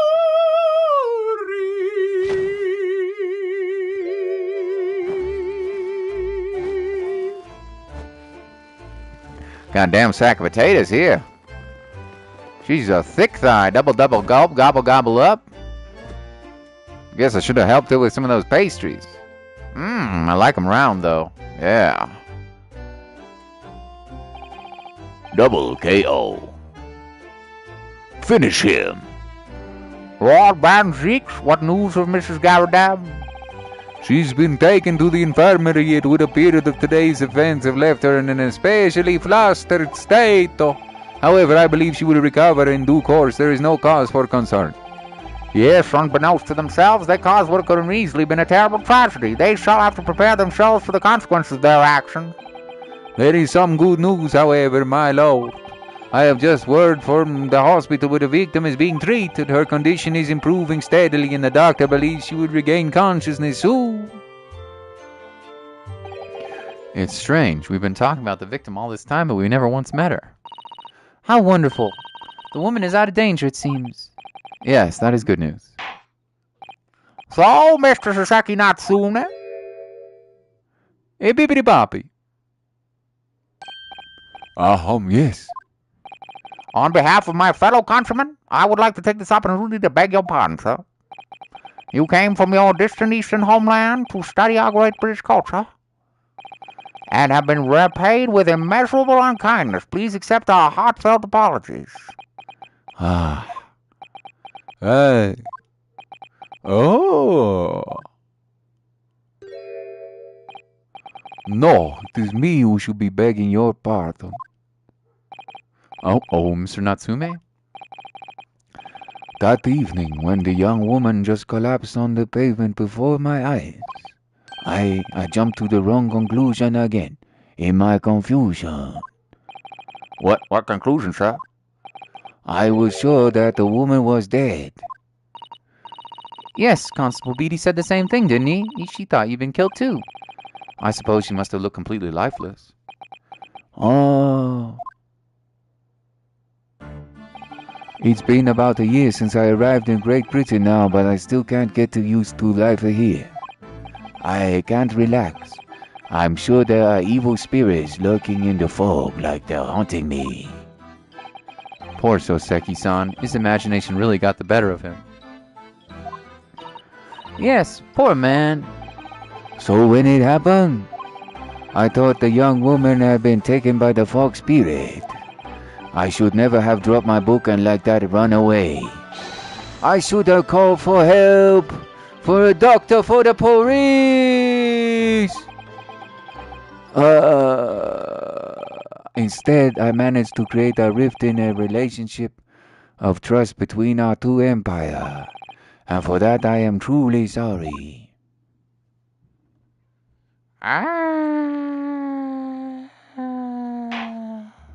One could indeed say that some sort of mischievous spirit has been at work here, I think. One created a chain of unfortunate mishaps. We were befooled by this spirit and led to false conclusions.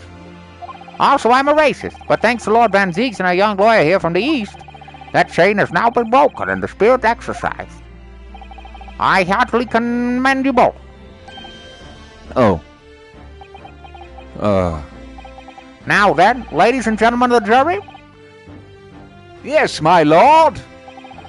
in concluding this trial, I must ask one last time for your decisions regarding the defendant's culpability. Are you ready to present your findings to the court? I still think he did it. I'm a racist. As the foreman of the jury, I can assure we've reached a fair and just conclusion. I do declare the truth can be extremely cruel at times. Oh, I didn't suspect the woman next to me, that's for sure. Sitting in for the old bag while she's out of action, you know, but I know what her decision would be. It means I'll finally be able to get out of here and start work. Well, it's about time. I say, I'll have a corker of a story to tell the grand nippers when I get home, won't I? Very well, ladies and gentlemen of the jury, I hereby demand your final decisions. Mr. Foreman? Not guilty. Not guilty. Not guilty. Not guilty. Not guilty. No, Not guilty. not guilty. Not guilty. Ah, we've done it! Confetti! Very well, Mr. Sasaki Natsume, I hereby pronounce you not guilty! Oh, hurrah! Confetti! Fireworks, too! That's Yoi Miya from Genshin Impact. Here for your fireworks. And finally, Mr. Natsume, Oh, yes, Lord Sir. you are now a free man once more. It is my hope that you will continue to further your education in British culture, and may you never again be brought before me. Get up for house affairs. Thanks, game. That's at the end of the stream. I really appreciate you, buddy. You have a good rest of your day, okay? Thanks for coming. We should be near the end here. See you later.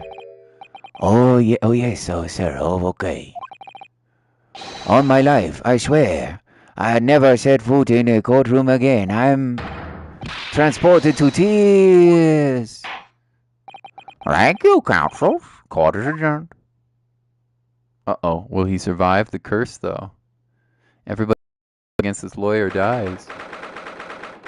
Because he's the Reaper. 20th of February, 3:17 p.m., the Old Bailey Defendant's Antechamber. Oh, loco. Huh? Wait, you mean me? Of course! Is there another locum here? Is there even one? Compared to the original locum student, Mr. Naruhodo Esquire, your name has become rather short, hasn't it? Oh, what's wrong with using my actual name? Oh, at last! I'm free! Good voice acting. Thank you, Lamar. Appreciate you, bud. Joyful, joyous, jubilation! Handy, hearty, happiness, hurrah! Oh, I'm pleased. Mr. Natsume is delightful. Wouldn't it be so hard just to say that then? Locum, you did it. You saved me from the brink. Well, what happened to the poor woman was in no way your fault after all. I'm just glad everyone can see that now. No, not that. Lovely, loyal, locum, lawyer! Yeah. I mean, as I said before, I have just never got used to life here in Great Britain. Every time I look over my shoulder, I see foreigner. I see towering black building. And from high up windows, I see them looking down on me laughing. Look at that little hunchback. All good, man. Just finishing up a stream for today. How are you? And how is your how are you finding multiverses? I don't know if I want to play it, to be honest, but I've heard it's pretty good. There's a lot of people that have played it on my stream. Oh dear, I'm sure it's all in your head, Mr. Natsume. But Today, your locum lawyer gave me gloom the boot. You stood firm behind baronial bench before all those babbling British. You battled through the bitter end and laying bare the baffling truth. And when I beheld the blinding fireworks among the beams of the Bailey's roof, I bellowed, "Behold the best barrister ever born!" Well, that's very flattering, and we're pleased for you too. This has given me a wonderful anecdote to recount to my old friends back in Nepal. An anecdote? Is that what's become of all my hard work? Ah, there you are, my dear fellows. I apologize for keeping you waiting. I rose late this morning. Oh, Mr. Sholmes, what a pleasure to see you. I'm a fangirl. Will you sleep with, have my bed, oh. I see I am not a moment too soon. A disaster has been averted, I'm glad to say. Huh? The trial shall begin presently, Mr. Naruhodo, and I wish you the very best of luck. It's just finished. What? No. Then my haste was in vain? Ah, it's you! Herlock Sholmes! How are you, Runeronde? Oh, have we met, sir? This is Mr. Natsume, the man you had arrested, Mr. Sholmes. Ah, I see. I failed to recognize you at first. Our previous encounters had taken place in the gloom, either of your bleak lodgings or that prison cell. I simply couldn't place the curious face. In the light. Charming. Multiverse is pretty good. They confirmed that Rick and Morty are coming to the game at the end of the LeBron James trailer. Fun! That's good. Seems like a pretty cool roster. I like platform fighters, but I have to say I think I prefer Smash Melee. I think it looks to me a little bit on the floaty side. But I bet it's quite fun. And it's free, so I'm glad you're enjoying it. Who is your main? And it's good to see you, Runeronde. I'm doing well. Thank you. Just about to end the stream here, I think. This is all your fault, Mr. Herlock Sholmes. You're the reason I had to go through this terrible ordeal. I'm going to give you a piece of my mind. My apologies, sir, but I assure you I have placed you now. You're the fellow who abandoned that poor young lady and ran off, are you not? Ah. Had she been taken to the hospital more urgently,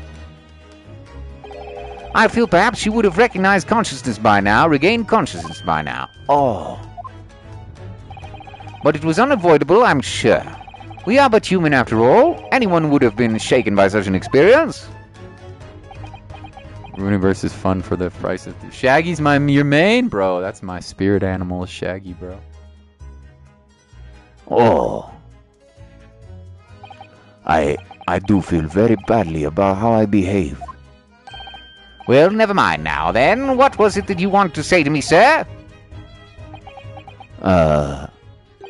Nothing. Ah, priceless. Oh, I'm very sorry, but... that was quite priceless. Poor Suseki-san. Still, on the bright side, you've had an extremely entertaining experience without paying a penny. And it would seem that you were not even found guilty. But there is no bright side. Whatever do you mean, Mr. Natsume?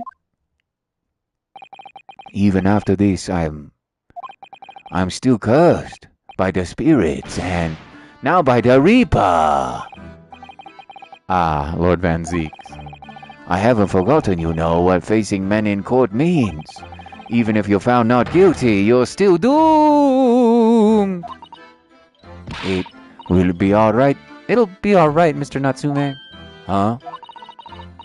If the Reaper appears trying to make trouble, I will protect you with my Susato takedown. Hiya! Oh my god. Ultra Instinct Shaggy meme card. Yo, Shaggy, she's my spirit animal, bro. With a perfectly executed Susato takedown. Much as I like being turned on my head, a bit of warning might be nice next time, Miss Susato.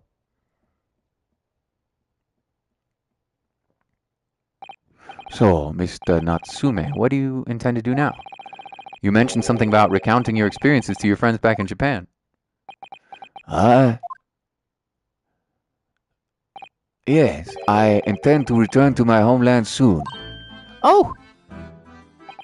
It has already been a year since I arrived here in Great Britain. I visited universities, library, bookshop, and I've been honored with the tutelage of a professor. I've learned so much about the wealth of literature here and the city it has shaped. And I've come to realize it is my calling to sail home and tell my fellow countrymen about it. That's very touching, Mr. Natsume. Or, in perhaps less veiled terms, you wish to withdraw halfway around the world to escape the terror of the Reaper's curse. That's not it at all. Well, maybe a little. The more I learn of literature, the more strange a feeling claws at my insides. I feel compelled to return to my roots and attempt to pen a work of my own. Oh, I see.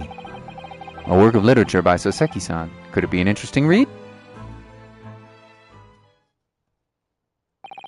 And what about Miss Susato and yourself, Mr. Naruhodo? Sorry, what about us? Will you return to Japan alongside your mustachioed compatriot? Why would we? A week has not passed since we arrived in London. And only now does it feel as if we finally found our feet. And? Are you accommodated in a hotel at present, are you not? That's right, but we need to find lodgings before it bankrupts us. I've calculated we can only afford another 10 nights before our entire budget is exhausted. Well then, you could take my lodging. Oh, the windowless room? Ah, but what it lacks in windows, it more than makes up with a floor, a ceiling, and walls. Great. And of course, I'd be happy to leave behind the accursed evil spirit. Oh my, an evil spirit? Oh yes. It tries to suffocate you while you sleep. It's an infallible wake-up call. Well, think about it. If that's alright? Perhaps I can offer a more welcome alternative. Would you consider taking lodgings with me? Really? Well, a vacancy has conveniently presented itself. Though it is up in the attic, I might add. Are you sure it isn't just a storage loft? I spoke with the landlady this very morning on the matter of the price, and Iris is cleaning the room as we speak. You must come at once. I presume you will have no luggage to speak of. Oh, this is simply wonderful. What an honor to be invited to taking lodgings in the great detective's attic. I'm too overcome for words. You're a fangirl, are you? Well, you can take my attic and you can take my penis. We'll have... Okay, she's underage. Never mind. FBI, open up. This reminds me of the Phoenix Wright game. It is. It's the same type of game. A little different, though. So suggesting we look elsewhere is out then. Then it is settled. Iris will prepare a welcome dinner this evening. And you must come too, Mr. Natsume. I insist. I don't know what to say, but thank you and yes. Wonderful. Then I'll go and complete the paperwork for your formal release, Mr. Natsume. It shan't take long. Somebody's happy. Locum, I knew that you wouldn't let me down. I am truly delighted to have met you here in London. Likewise, Mr. Natsume. It's been a privilege meeting you too. It's a shame we're going to have to be saying goodbye so soon. Well, I've come to realize I belong in Nippon. But Locum, we'll meet again one day. Yes, I'm sure. And hopefully by then, I'll be a successful lawyer. Hopefully by then, I'll be a successful author. Well, my dear fellow, our carriage appears to have arrived. Shall we go, Mr. Naruhodo? Yes, Mr. Sholmes. I've little doubt Mr. Natsume will be released in time for dinner this evening. And so, with Soseki-san's incident successfully established, we rode with Mr. Sholmes to what was to become our new home, 221B Baker Street. Yeah. Oh, that looks alright. Doesn't look too bad. 20th of February, 4:41 p.m., the attic room. Doesn't look horrible. So this is to be our new office, yes? Our office? I rather like the sound of that. Me too. It's simply wonderful, isn't it? I hope you can see this, Kazuma. It's only a small step, but I'd like to think we're getting closer to your dream now. So, my dear fellows, do you like the place? Mr. Sholmes! Yes, thank you so much. It's a delightful room, Mr. Sholmes. I simply adore it. Good, I'm pleased to hear it. Iris and I are delighted to welcome you. I hope everyone's hungry. It's nearly time for dinner. Well, as soon as Mr. Natsume arrives, we'll have a lot to celebrate. Iris, you must let me help you. Alright then, Susie. You can be in charge of the salad. Splendid! Salad. So, Mr. Naruhodo, how does it feel to have your own office in the capital? It's very exciting, actually. I can't help wondering what adventure awaits us. Those were precisely my sentiments when I first established my office at these premises. Until I discovered the dark truth about the city of London, that is. Sorry, what? London is a glorious place full of wonder, opportunity, prosperity, and mirth. But the brightest of lights cast the darkest of shadows. Shadows? What do you mean? Raggy! Rattles! What does he mean, Raggy? Scooby, what are you doing here? Well, I believe you're well aware of the murkiness that lies behind London's facade already. So, once again, Mr. Naruhodo.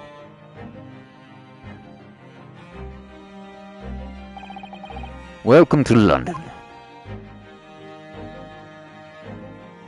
Ooh, I'm getting chills, bro.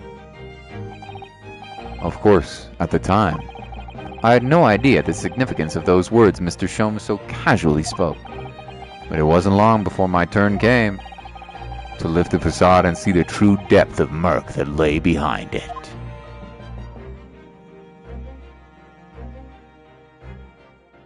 Elfine. Landed in London. Trophy achieved.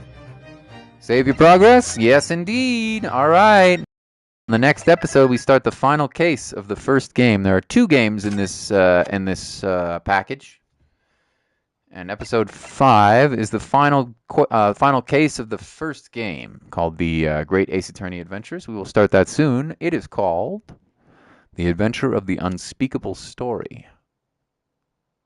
A hound it was, but not such a hound as any mortal has ever seen. Its eyes glowed with a smoldering glaze. Its whole ox-sized body was outlined in white-hot flame. Hound of the Baskervilles. Well, well, well. I hope you have a great day, Lamar. Enjoy your gaming, good sir.